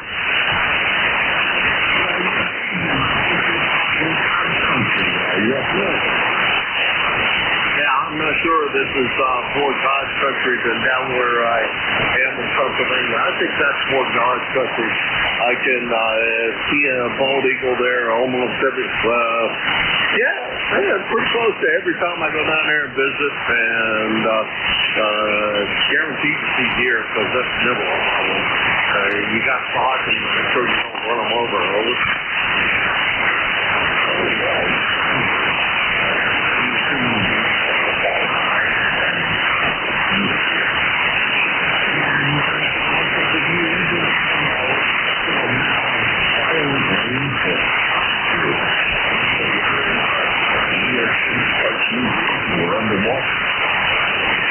I did hear that. That was on this morning. Been talking about how bad the subway flooded and everything else flooded. We didn't have a problem up here. I that. I don't think we've seen really any rain. I do have to get out there and cut grass. I did notice that the rabbits were disappearing, so it's over there, man. I might have to go out there and mow down at Hayfield, but so far, so good. Over.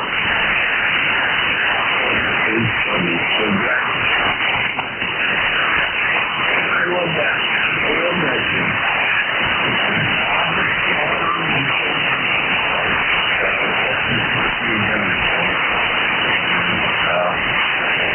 For me,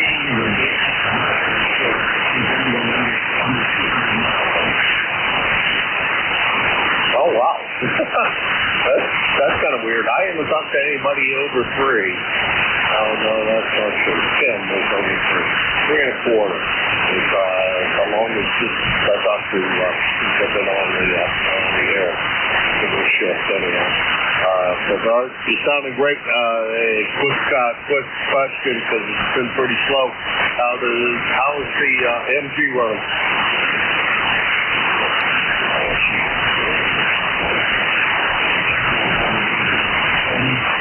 I'm just waiting for a change out from the original.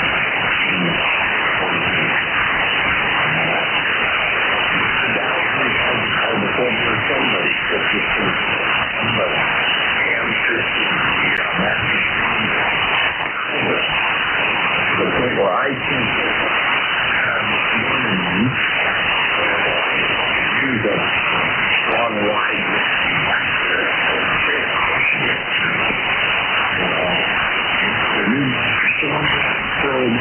on it a while.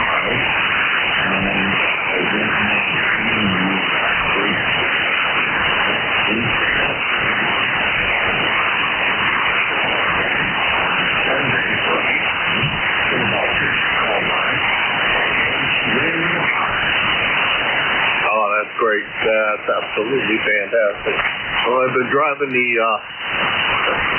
F-150 a fair amount. I take it out whenever I'm doing something short runs. I haven't taken her on a trip yet. That's if I can convince the YL that it's tough for me, though, I'm not sure I'm going to be able to get it.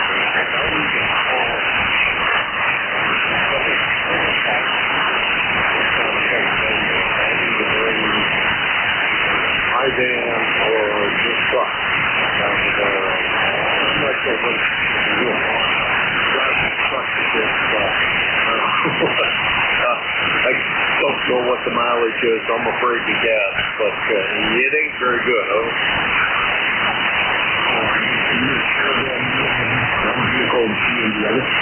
Oh, no. Sometimes I'm done with that. But I just need to bring this utility trailer back so I can bring some stuff down there, like a kayak that I want to take down there and a couple other things. She still doesn't think the thing is reliable enough. It's funny how that kind of works. We drove my T-Bird from here to Detroit, and it didn't seem to me like she was overly concerned. We drove the 51 all over Connecticut, seemed like, and she wasn't overly concerned, but I don't know what it is about this truck. She's very cautious about it. It's newer than any of the others.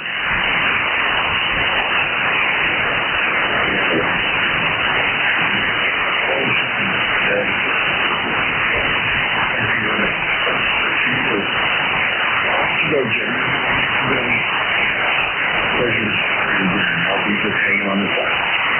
All right, I still owe you to dig up those daffodils when I still need to do that. I think I marked it well enough I can find it again because they should be all dead by now. So I'll spend some time doing that. I've been looking at sourdough and cheese bread. So that sounds like a project that I want to do. Although it's too hot to do it, but I may make it as a flatbread. Make some flatbread with cheese and infused in it. I like flatbread, and it's not very well. It's a lot cooler on in the kitchen. Let's put it that way. WL shortwave listener Art in Stratford, Connecticut. 10470 on the lifetime route here, about 160 miles from here in Hudson, New Hampshire. And he is your next call at 1 o'clock in about 5 minutes. This is KA1MQ Kilo Alpha 1, Mike Quebec, and this is ECARS.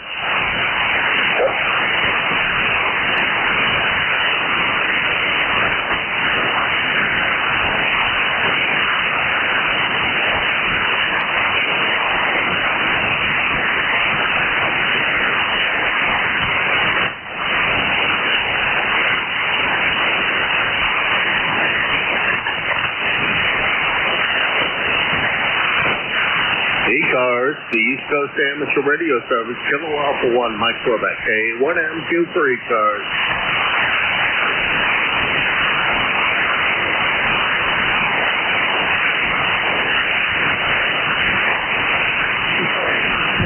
ABS, Alpha Delta Foxtrot.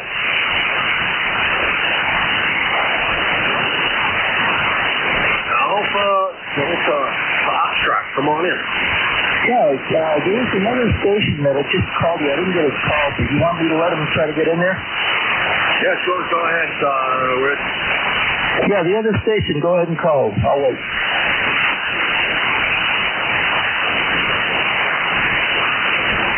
Yeah, I don't hear him. He might have been very weak there. So anyway, Rick here is Saratoga Springs, up in the 80s today. It's going to get pretty warm and sunny, and we're using the ICOM 7300, about 100 watts into the 40-meter MSA NSEG. And I guess that might have some antique value, by the way.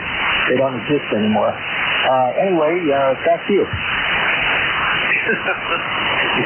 Yeah, it seems like there's an awful lot of that going around nowadays. Although I have quite a few pieces of gear that are going long ago went into the antique value, including my amplifier here, a 30L1. It's on a great wreck from Saratoga Springs. Let's see, we were, Saratoga Springs is real close to where Montezuma's, the Montezuma National Wildlife Preserve is, right? What's the first name of that? I didn't get that. Montezuma. Montezuma. You mentioned I don't know exactly where that is, but I have a feeling it is in this region. I'll have to look it up after this call.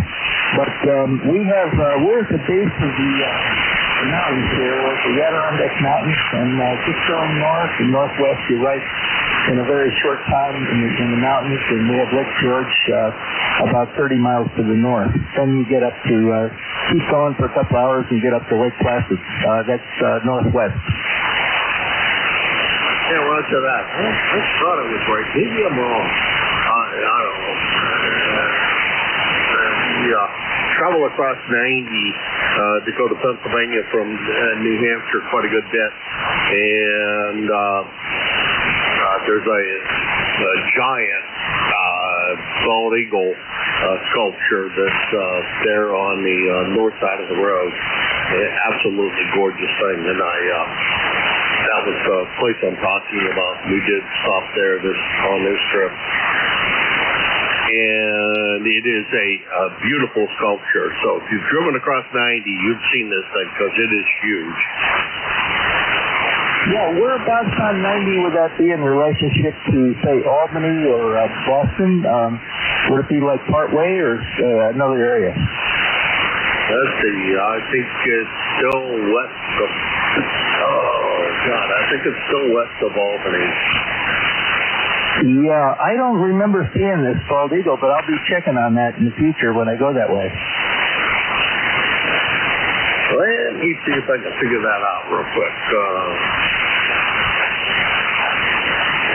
Might take me a little more than a while. Yeah, just reading a little bit here. It wasn't as strong as it was, but I can still hear you.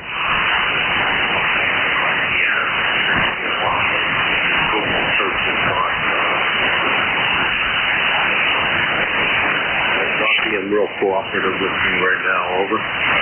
No problem. I'm trying to remember your location. Hudson, New Hampshire, down in the southern part of the state of New Hampshire, over.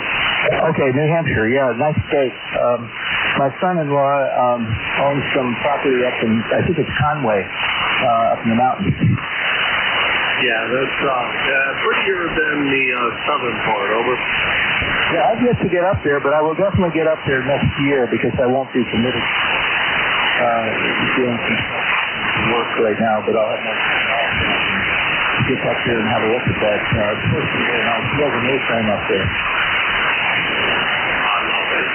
I got to say, I was wrong. The Seneca Falls is where it is, over. Okay, yeah, that's west of here. That would be more towards the Finger Lakes, or Lake Ontario, I believe.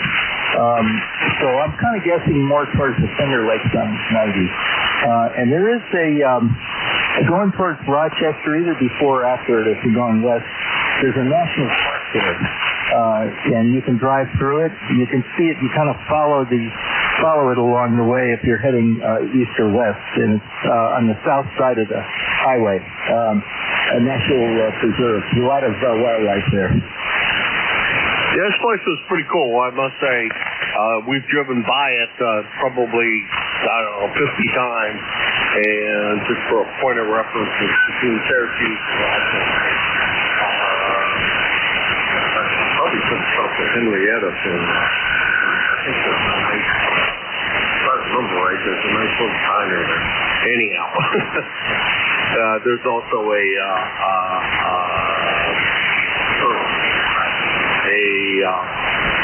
gambling casino there at that same exit. The YL dumps a little bit more money than I did.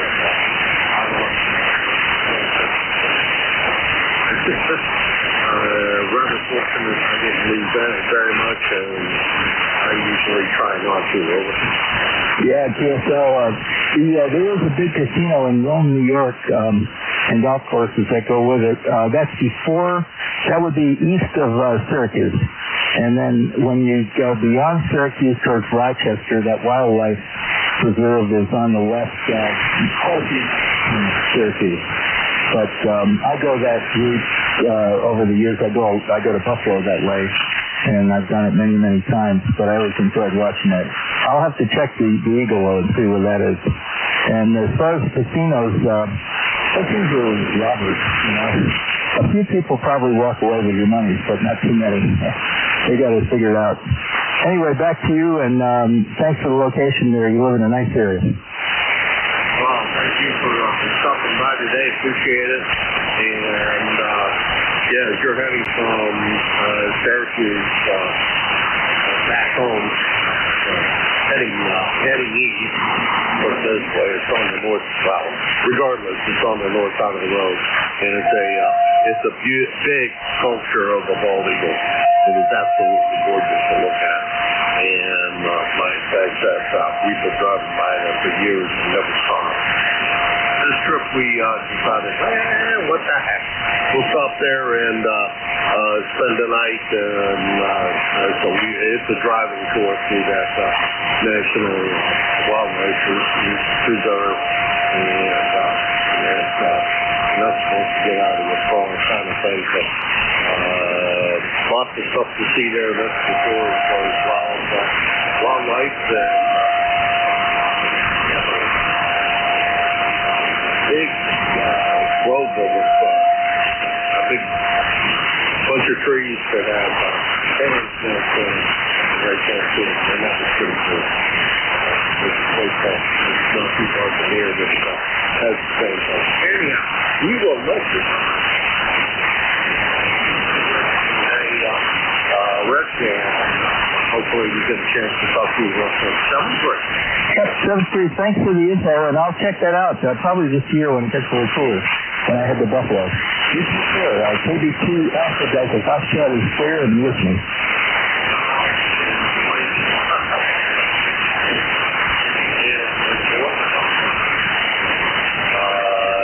We drive through there and put up with the nuts on that road on 90. 4 or 5 times a year. I'd like to do it more often, or permanently stop that trip and just stay in one place. Anyhow, you take care. 82 ADF automatic direction finder. He's about 125 miles from here. I ran a little bit over that short period of time. And next on the list is to pick up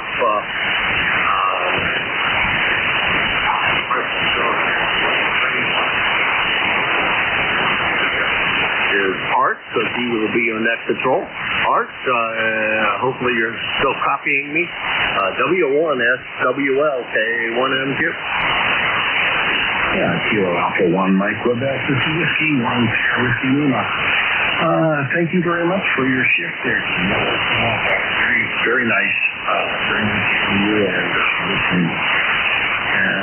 So 73, and I'll be taking over. All right, 7-3. Have a great one. And we will talk to you again real soon, I'm sure. And I'm going to go out before I cut the grass and manage to dig up the plant, I promise you. You take care. Have a good shift. For me, the band has been very short, but we'll see what happens. 7-3. Yeah, 73. Hello, this is ECARS, the East Coast Amateur Radio Service Network. We got a frequency of 7.2 megahertz, lower side band. 7:30 to 1:30 on weekdays, 8 to 1:30 on weekends. This is the short afternoon shift. It stops exactly at 1:30 when we make way for the central traffic mess. ECARS is a general open radio service network. Membership is not required to participate. I am Whiskey Sierra Whiskey Lima, the Hamilton.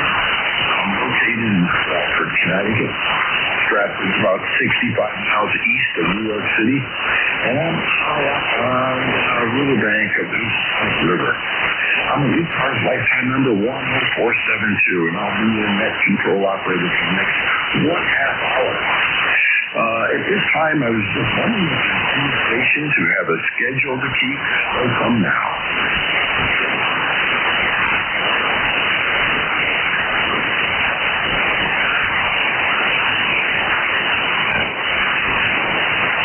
Okay, hearing no one, I'm just wondering if there's any stations, QRP or mobile. If so,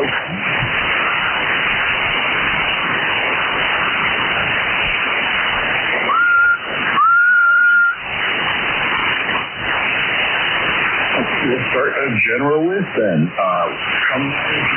Call sign, suffix only please, and spread them out if you could. Victor.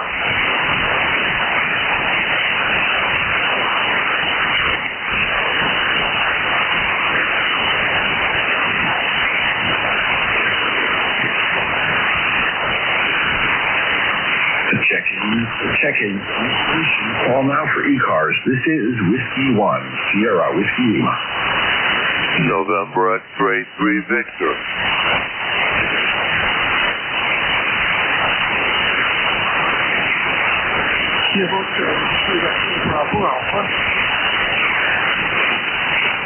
Yeah, there's a station ending in Alpha.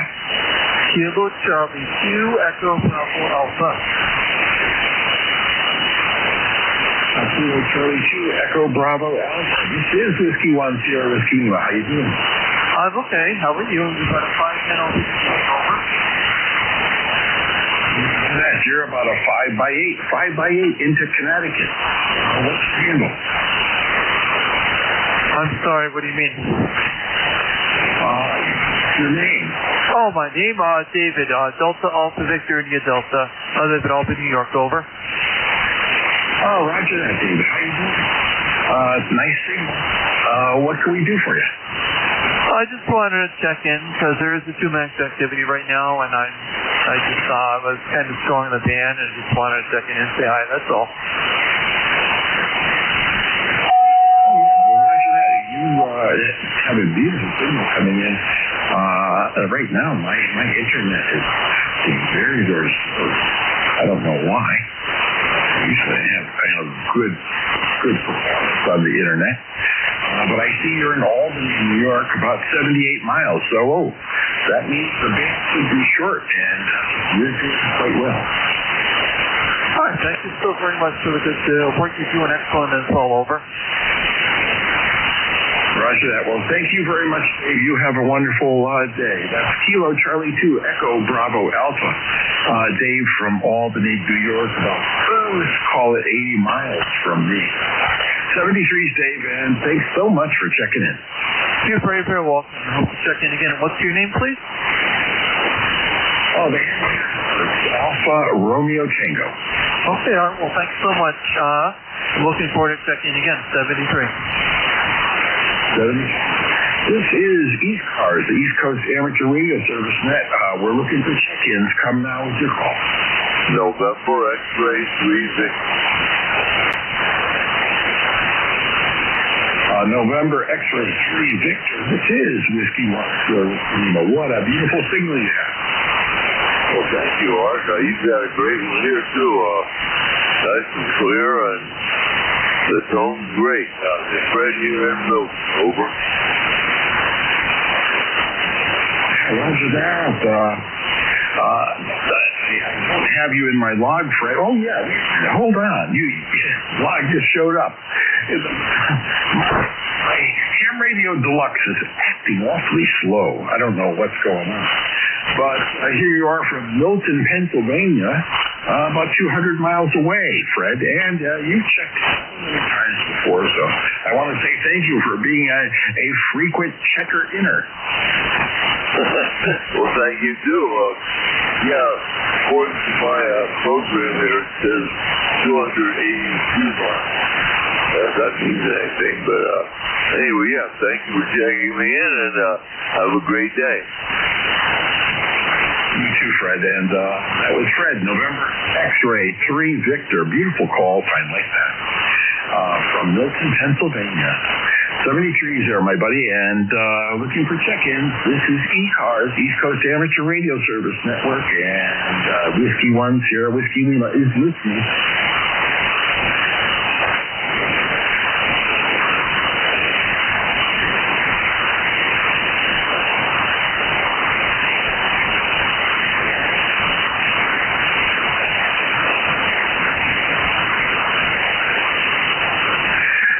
I might as well just do some general talking then.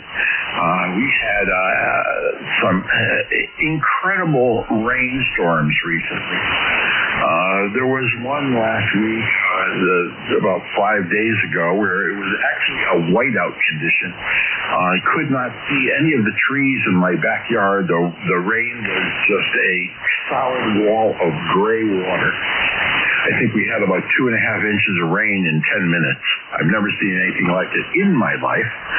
And then yesterday we had thunderstorms and a tremendous amount of rain. It lasted for about 2 hours. Luckily, there was no flooding here in my location, but I hear that New York and parts of New Jersey were underwater and with severe flooding. They're probably still having problems. So I hope all of you who are in the range of my voice are just doing fine. This is Whiskey 1 Sierra Whiskey Lima looking for check-ins for ECARS.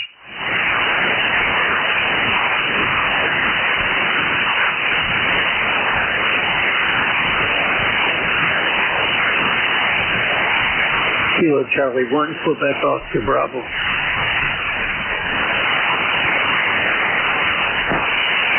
Quebec Oscar Bravo, how you doing? Come on in. Good afternoon, KC12OB John is a handle, Juliet Oscar Hotel November 10505 lifetime. And did I catch the call correctly? Whiskey 1 Sierra Whiskey. Roger, Whiskey 1 Sierra Whiskey Lima, shortwave listener there, John. How you doing? And oh boy, you have a beautiful signal. Let me see. Quebec Oscar Bravo. You're in Exeter, New Hampshire, I think, correct? Roger that. The confusion was Whiskey 1 Sierra Whiskey with Alpha Lima is Fourth Academy Radio Club, and that's my alma mater. Roger. Oh, that's great. That's great, yeah. When I was in college, my novice license had expired, so I did not partake of that opportunity. Instead, I was doing a lot of archaeology, digging in the dirt, going the other way. Instead of going up, I was going down there, John. Roger that. Just because I was attending a prestigious school doesn't mean I was heading in a positive direction. It was more like an extensive doctorate in drinking and partying, Roger. Oh, that's great. Yeah. Well, we're probably from the same age group, and so it was drinking and smoking in my world. So that's what went down. But I went to a college in Miami of Ohio, in Oxford, Ohio, just north of Cincinnati. And guess what? It was a dry county. They did have beer, but it was called near beer. November Echo Alpha Romeo, near beer. It was a 3.2 beer. And so you had to drink like 3 or 4 6-packs to even get a buzz. Roger that. I experienced that when I joined the Navy in West California. You had to be 21 to go would let us drink this near beer on base. It was kind of like a compromise, and you had to drink like 4 to 1 if you wanted to get a buzz. So it took about 24, Roger. Yeah, roger that, John. Well, you have a wonderful day, John. A beautiful signal coming out of Exeter, New Hampshire. You must be buddies with Jim, Kilo Alpha 1 Mike Quebec, because he's up in New Hampshire as well. So 73's, John, and thank you so much for checking in. Beautiful signal. Roger that.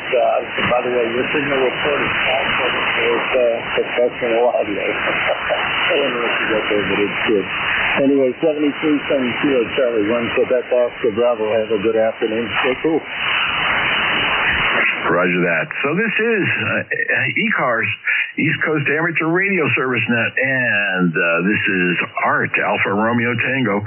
I'm located in Stratford, Connecticut, and I am looking for check-ins and chickens.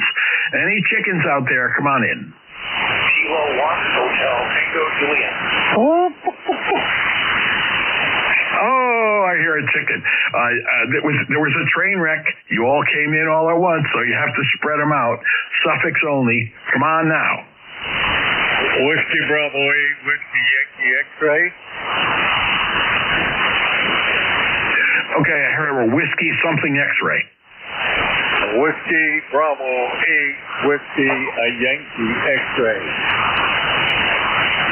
Okay, I have a Whiskey Bravo 8, Whiskey question mark X-ray. Whiskey Yankee X-ray. WDA, WY at QSL. Whiskey Echo X-ray. How do you do there? Okay, the call again is Whiskey Bravo 8, Whiskey Yankee X-ray. Gobble, gobble. Roger that. Whiskey Bravo 8, Whiskey Yankee X-ray. Got you in the log. And what's up there? It's hot, my friend. And if any chickens are out there, they better be in the cool shade and have some air conditioning because it's awful hot out there. How are you today? The ECAR number is 8289. Go ahead, sir. Yeah, roger that, Joe. Beautiful signal, 5x7. But I'm getting a lot of QSB on your signal, Joe, from Struthers, Ohio. So the signal's up and down, up and down, up and down. But generally speaking, I'd say you're a 5.7. And it looks like a lifetime 8289 on the roster. Thank you very much for your participation here on ECARS, Joe. Now we try to when the band permits. All right, won't hold you up, but you're also going up and down. You're 5x7 to 5x8, so the band is still kind of strange. This evening it'll probably be active and busy. Have a blessed day. Thanks for your service. You don't have too much time to go, and you'll be done for the day. Keep cool, brother. Catch you later. WD8, WY.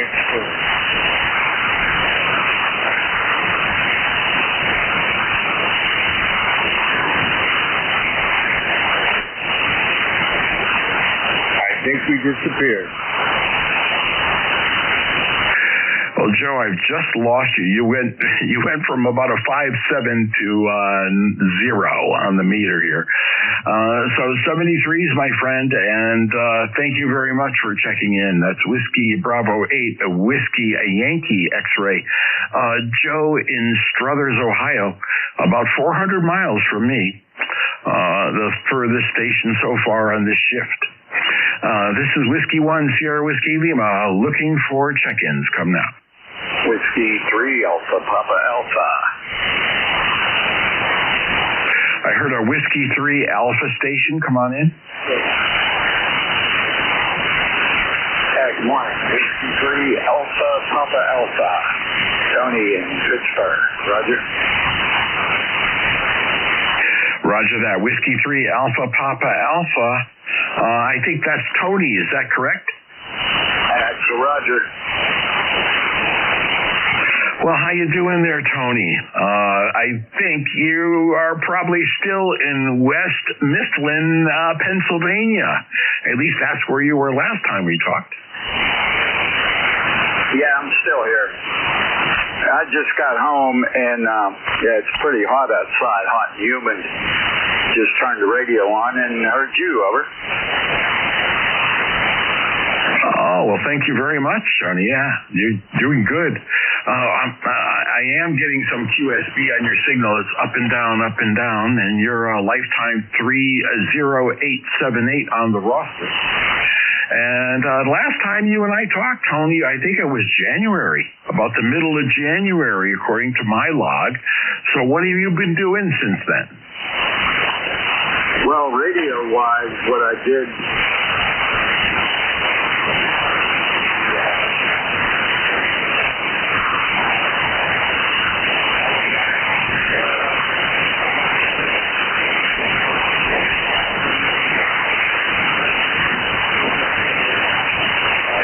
Well, Tony, I've just lost you.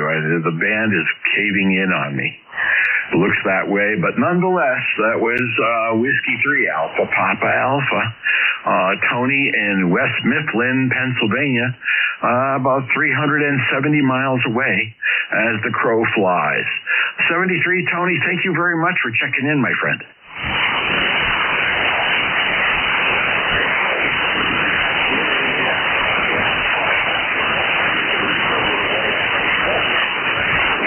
This is ECARS, East Coast Amateur Radio Service Net, and we're looking for check-ins.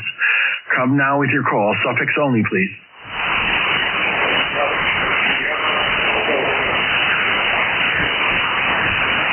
Okay, heard a Mike Sierra Echo. Who is this?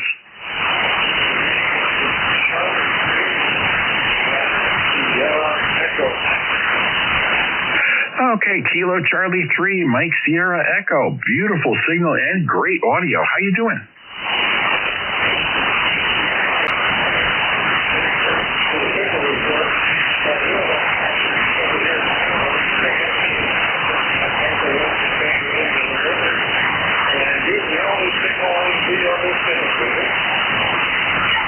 Well, that's two of us.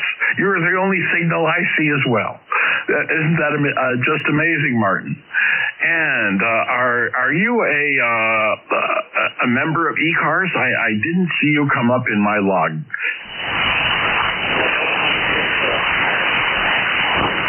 Okay, well, there you go. But I have you in Silver Spring, Maryland, about 300 miles away. And, boy, great audio. Tell me what you're using there.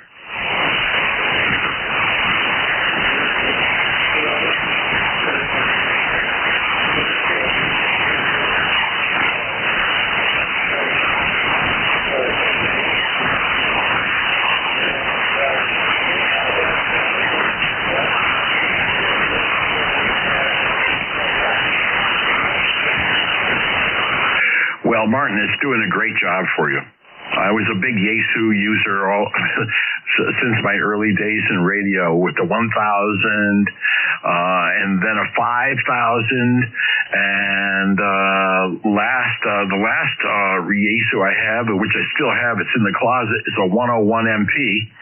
That's a 200-watt radio. And now I'm on an Anon G2, the solid-state SDR radio, QSL.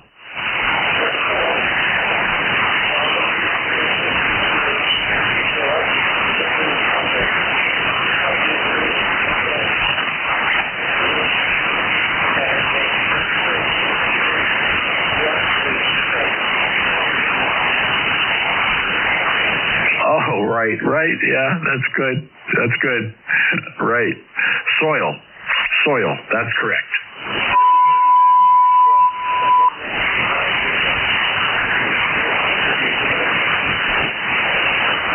Oh, yeah.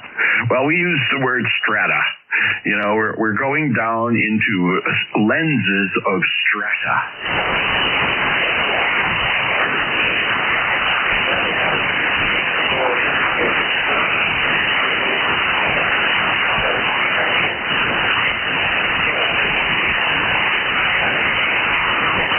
Yeah, Yeah, but I'll tell you, when I was, we did a lot of archaeology in the summer. I took a lot of summer courses just to help out with the professors. And whenever the state would come in to build a new road or something in Ohio, they would ask the professors at Miami of Ohio in the archaeology department to do some forensic analysis of the terrain before the big graders came in, so that they would not destroy a potential archaeological site. QSL?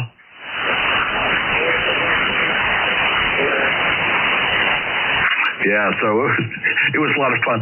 But let me tell you, it was hotter than heck.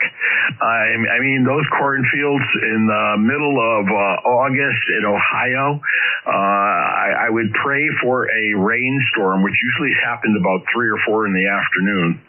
And I would just take my T-shirt off and just stand there with my arms outstretched saying, "Hit me, baby, hit me."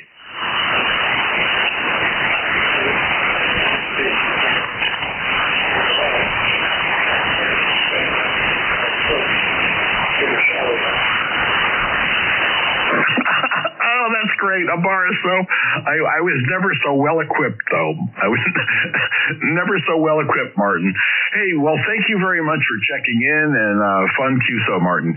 Kilo Charlie 3, Mike Sierra Echo in Silver Spring, Maryland, about 280 miles away. 73s, Marty.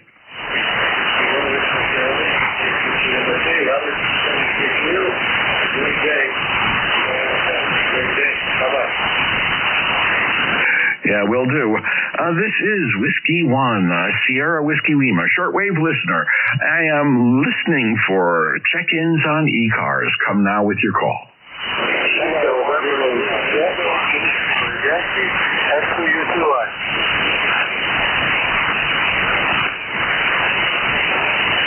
I think there was a Tango Zulu Juliet. Is that correct? That is correct. Tango Zulu Juliet. ECARS 303. Roger that.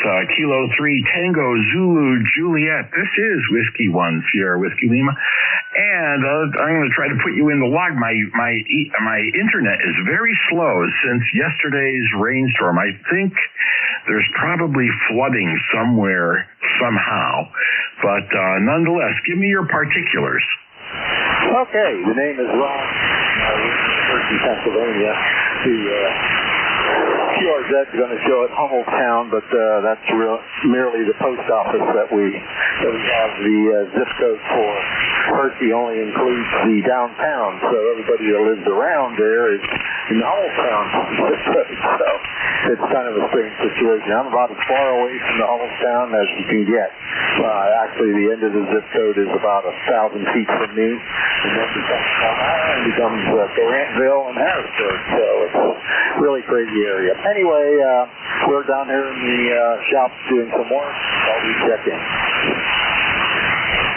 Roger that, Ronnie. Hey, your signal here is about a 5.7. Great audio. And so what's going on down there in Hummelstown, or near Hershey, I guess I should say, near Hershey? I have gone down there many a time to go to the car shows there, because I do play with old cars, and they have a great rendezvous of old cars in the Hershey area. Back to you, Ron. Yeah, there's all kinds of events going on down there all the time, especially concerts. Luckily, we live far enough away. No, we live, I think, as far away as you can get. You can still hear the boom, boom, boom of the outdoor concerts at night. It's sometimes you can the cloud cover can actually rattle the windows.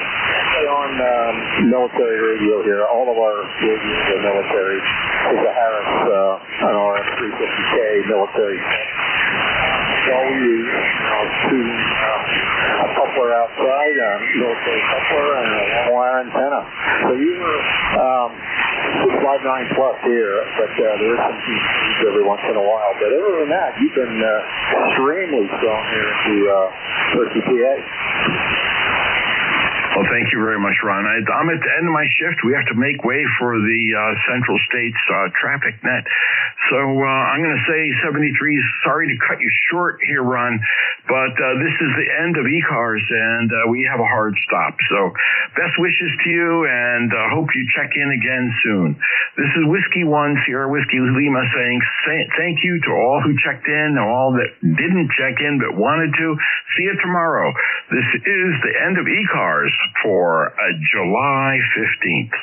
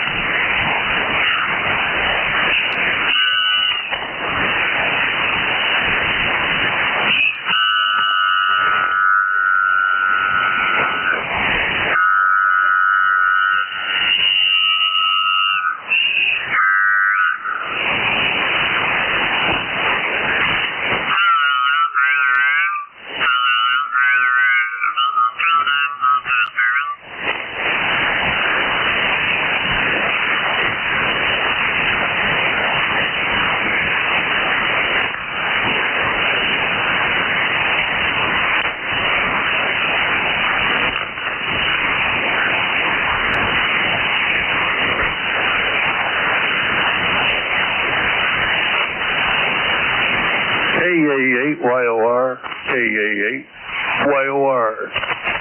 Kilo Alpha 8, Yankee Alpha Romeo, Victor Echo 3, November Echo Juliet, calling, over.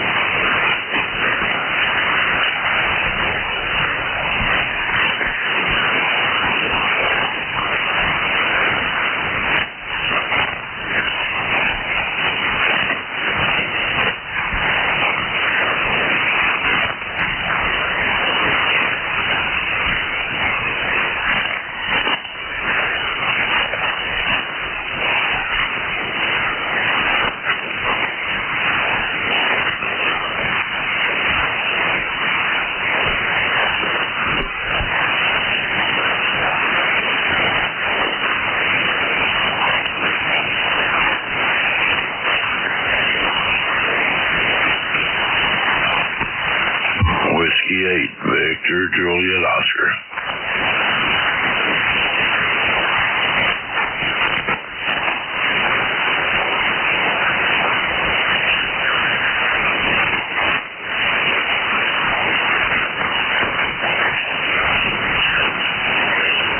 Whiskey 8, Victor, Juliet, Oscar.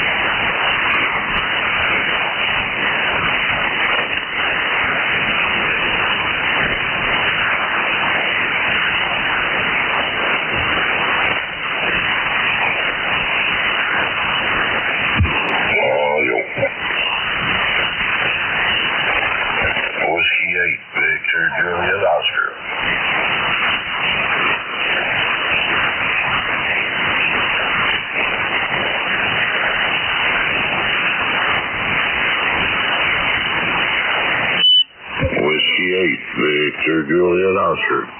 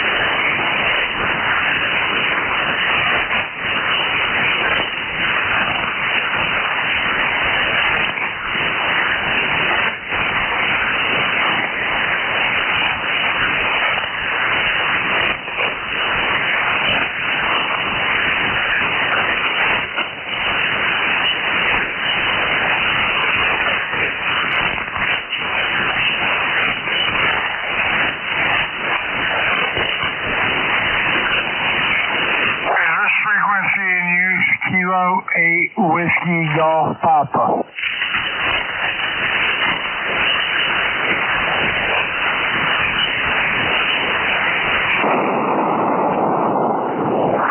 Is this frequency in use? Kilo 8 Whiskey Golf Papa, asking if this frequency is in use.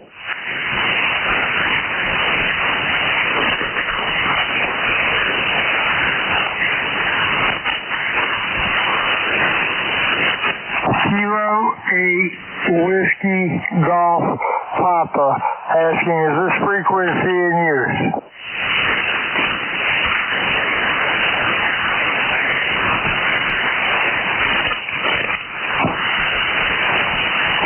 Hearing nothing. Kilo 8 Whiskey Golf Papa calling CQ and listening.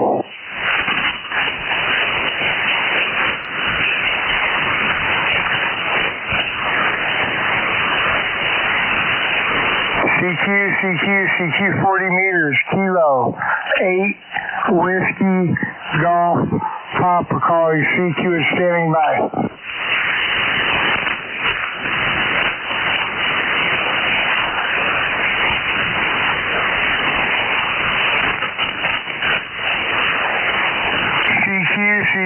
CQ, Kilo 8 Whiskey Golf Papa, Kilo 8 Whiskey Golf Papa calling CQ and listening.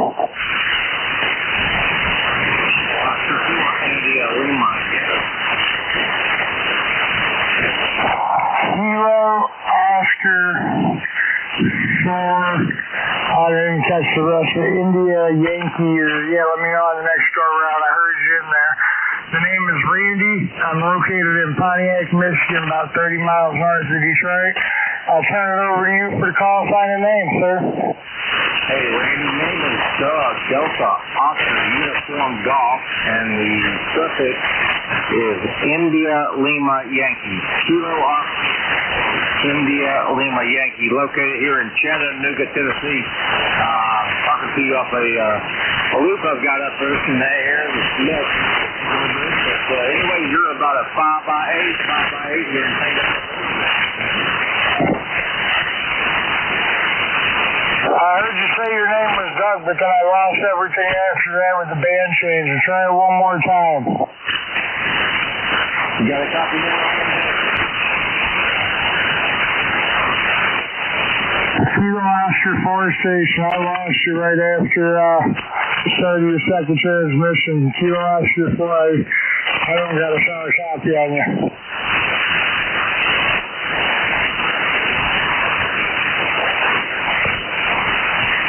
Kilo Oscar 4, India, Lima, Yankee. How about now? You got a copy now, Randy?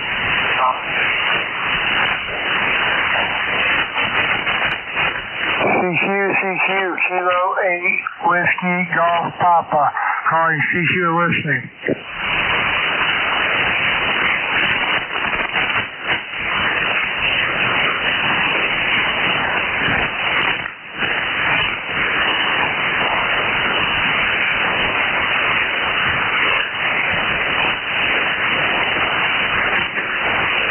CQ, Kilo 8 Whiskey Golf Papa, Kilo 8 Whiskey Golf Papa calling CQ and listening.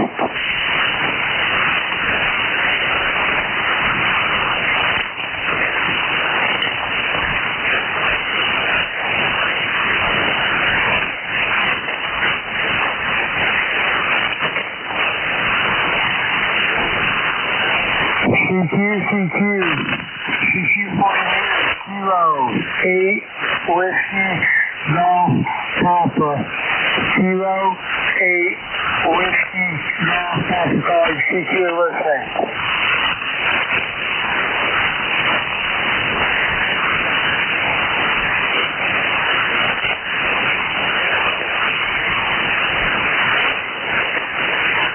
CQ, Kilo 8 Whiskey Golf Papa, Kilo 8 Whiskey Golf Papa calling CQ and listening.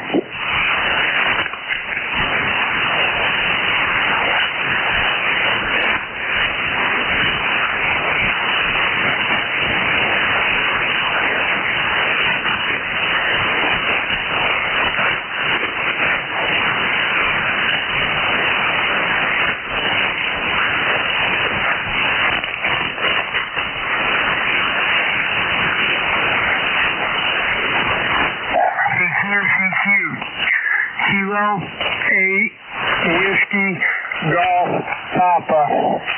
08 Whiskey Golf Papa calling CQ and listening.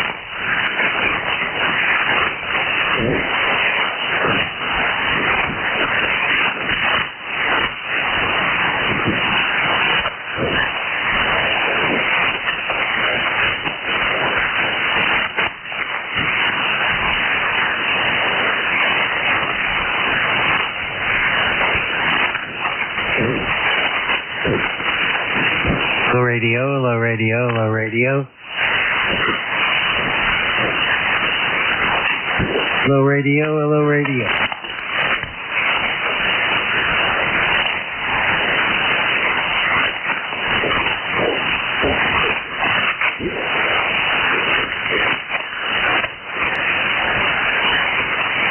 Hello, radio. Hello, radio. Hello, radio. Hello, radio. K3 YUB testing 1 2 3. Hello, radio.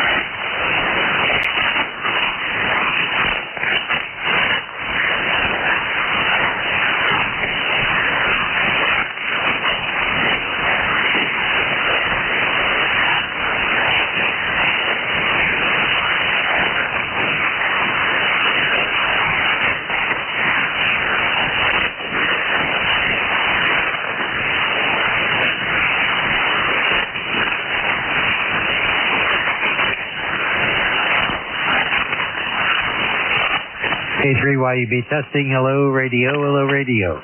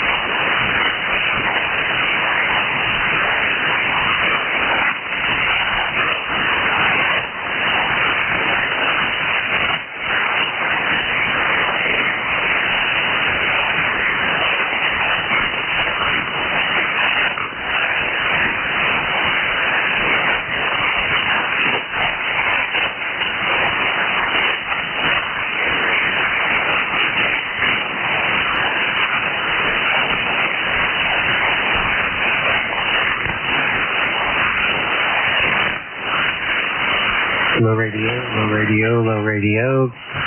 Hello, radio. K3 YUB testing 1 2 3. Hello, radio. K3 YUB testing 1 2 3. Hello, radio. Hello, radio. Hello, radio.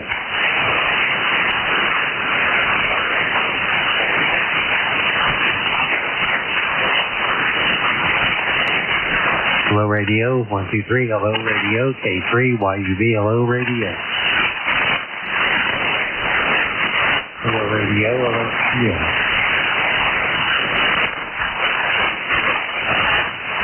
Hello, radio. Hello, radio. K3 YUB. Hello, radio.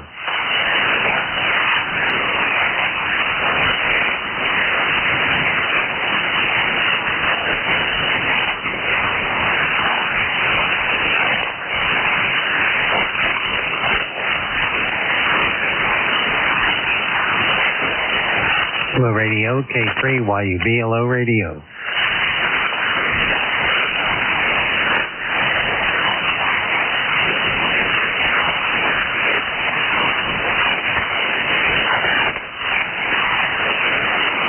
Hello, radio. K3 YUB. Hello, radio.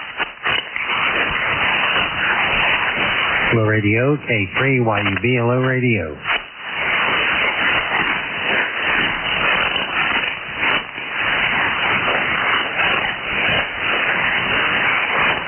Hello, radio. K3 YUB. Hello, radio.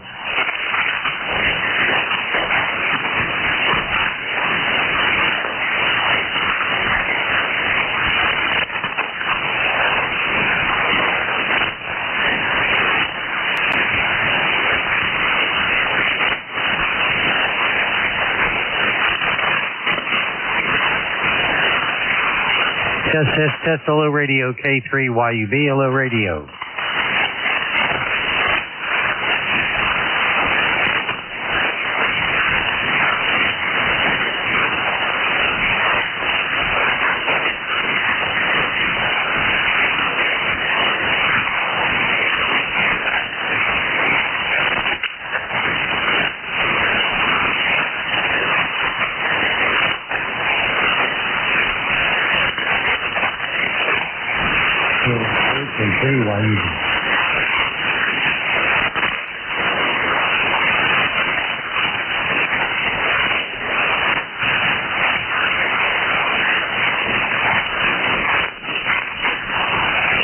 Hello radio, K3YUB, hello radio.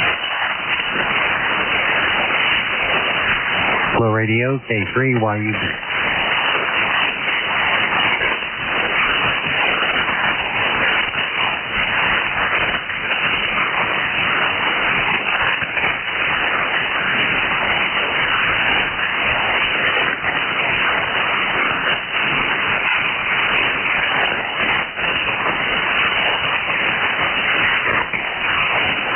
Radio, hello radio, K3YUB, hello radio.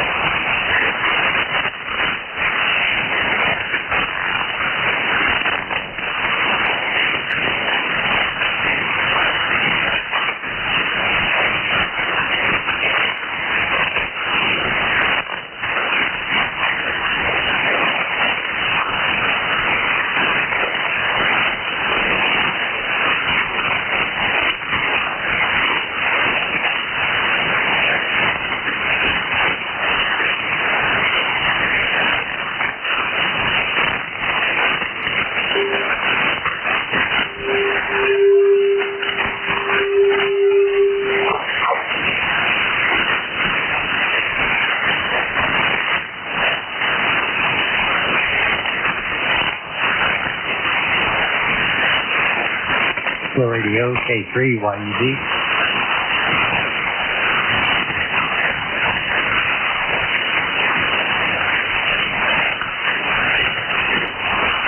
Hello radio, K3.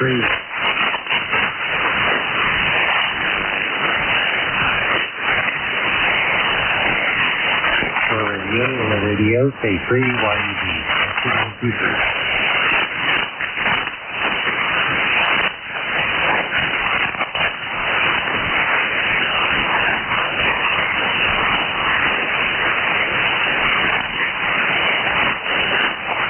Hello radio.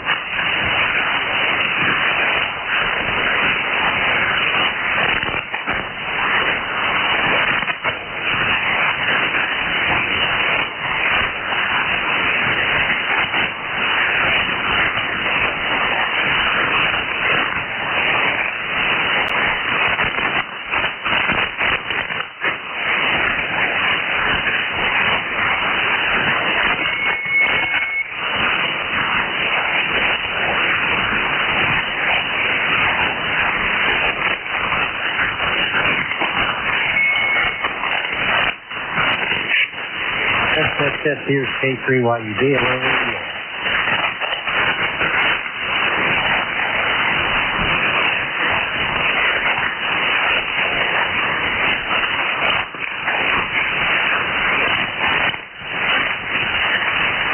Hello radio.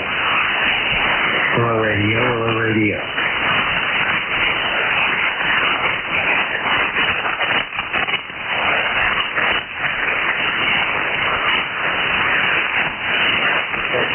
Hello radio, K3YUB.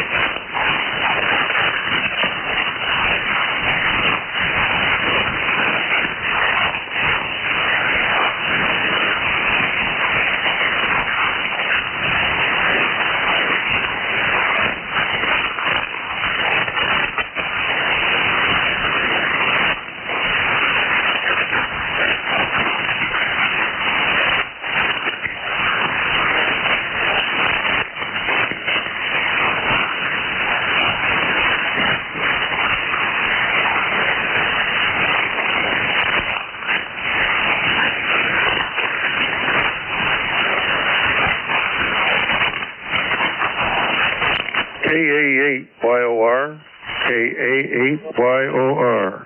KA8YOR, this is VE3, 23 calling, VE3 November Echo Juliet.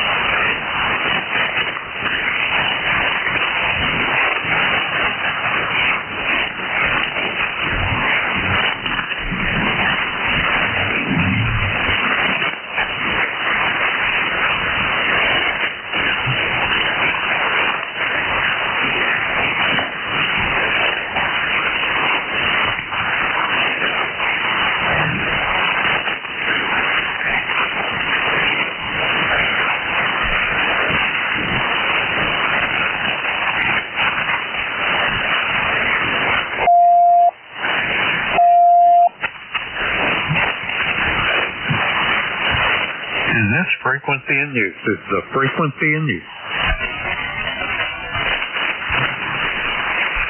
KA8YOR is the frequency in use.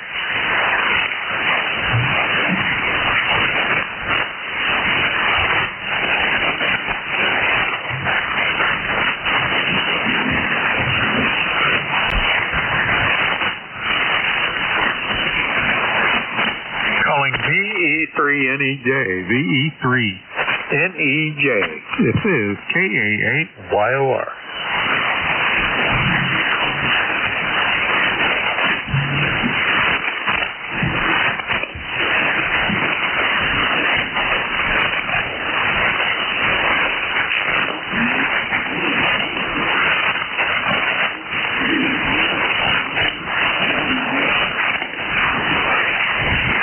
Nothing heard from VE3NEJ, KA8YOR class.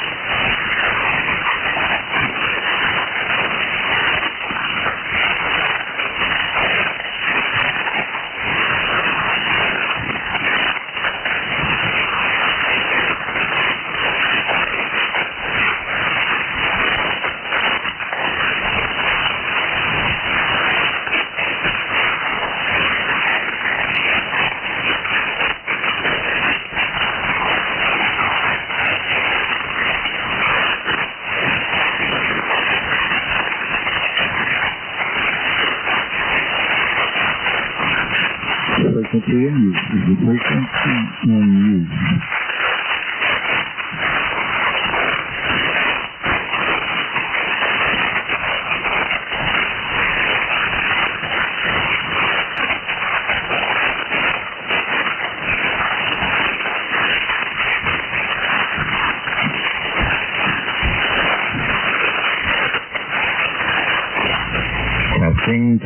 Testing. 1, 2, 3. 1, 2, 3. 1, 2, 3.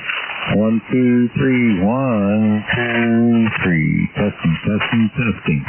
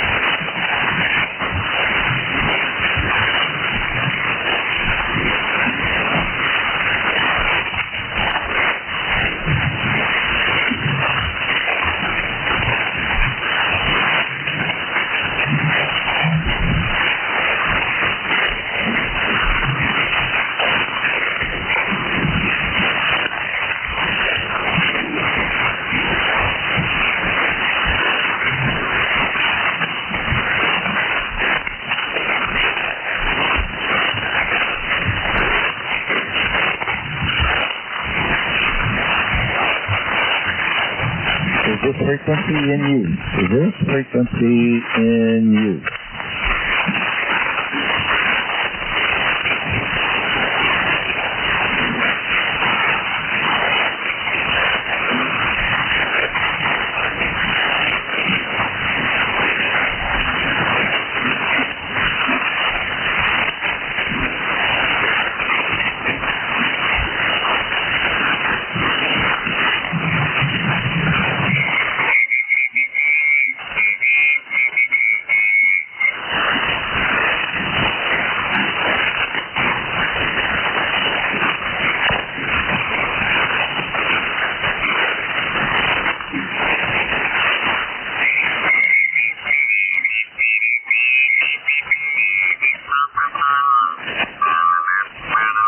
This frequency, is it in use?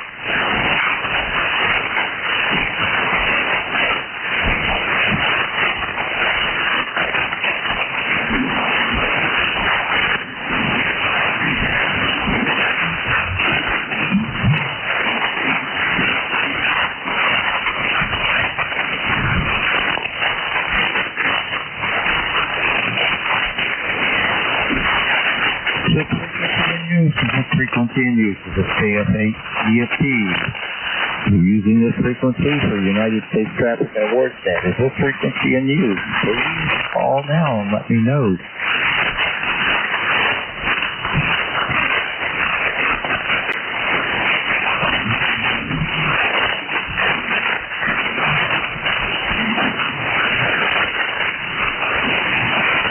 Is this frequency in use? Is this frequency in use?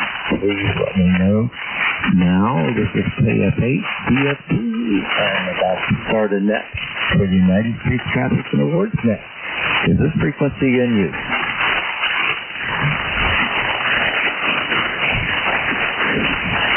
Nothing heard, nothing heard, nothing heard. So this is the frequency we're going to operate on tonight. So, early check-in, KF8 DFT.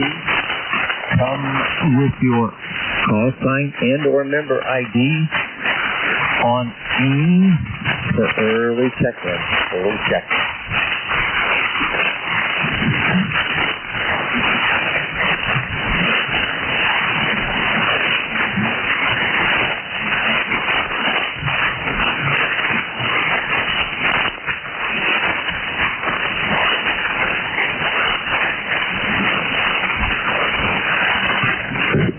Hello, Foxtrot 8, Bravo, Foxtrot Tango. Looking for early check-in. Early by the number of 8. 8 more minutes. Early check-in. Come with your call sign and or member ID on AIM.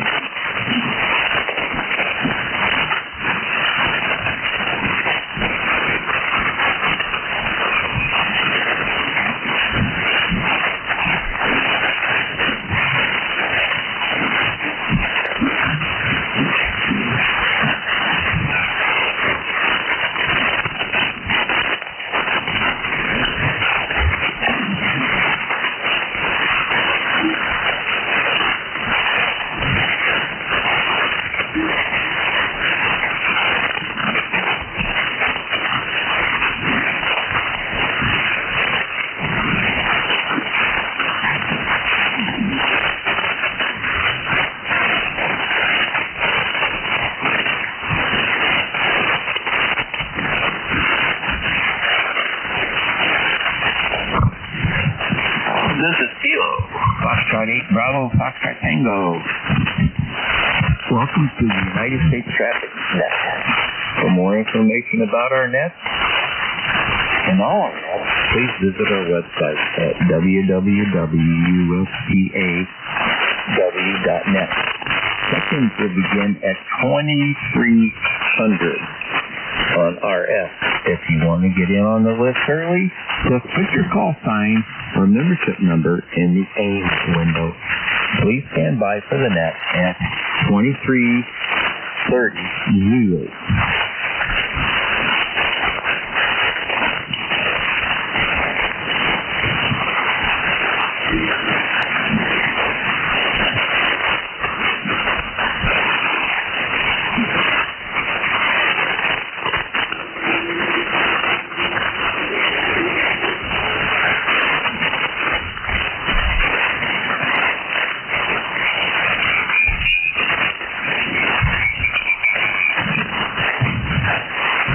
Kilo Foxtrot 8, Bravo Foxtrot Tango. Looking for early check-ins for the next 6 minutes. Check in on AIM, or I'll take you on voice. Come with your call sign and or member ID. You don't have to be a member. We got the mules of gas. All right. But a membership of $10 for a lifetime will open you up to all of our awards and club benefits.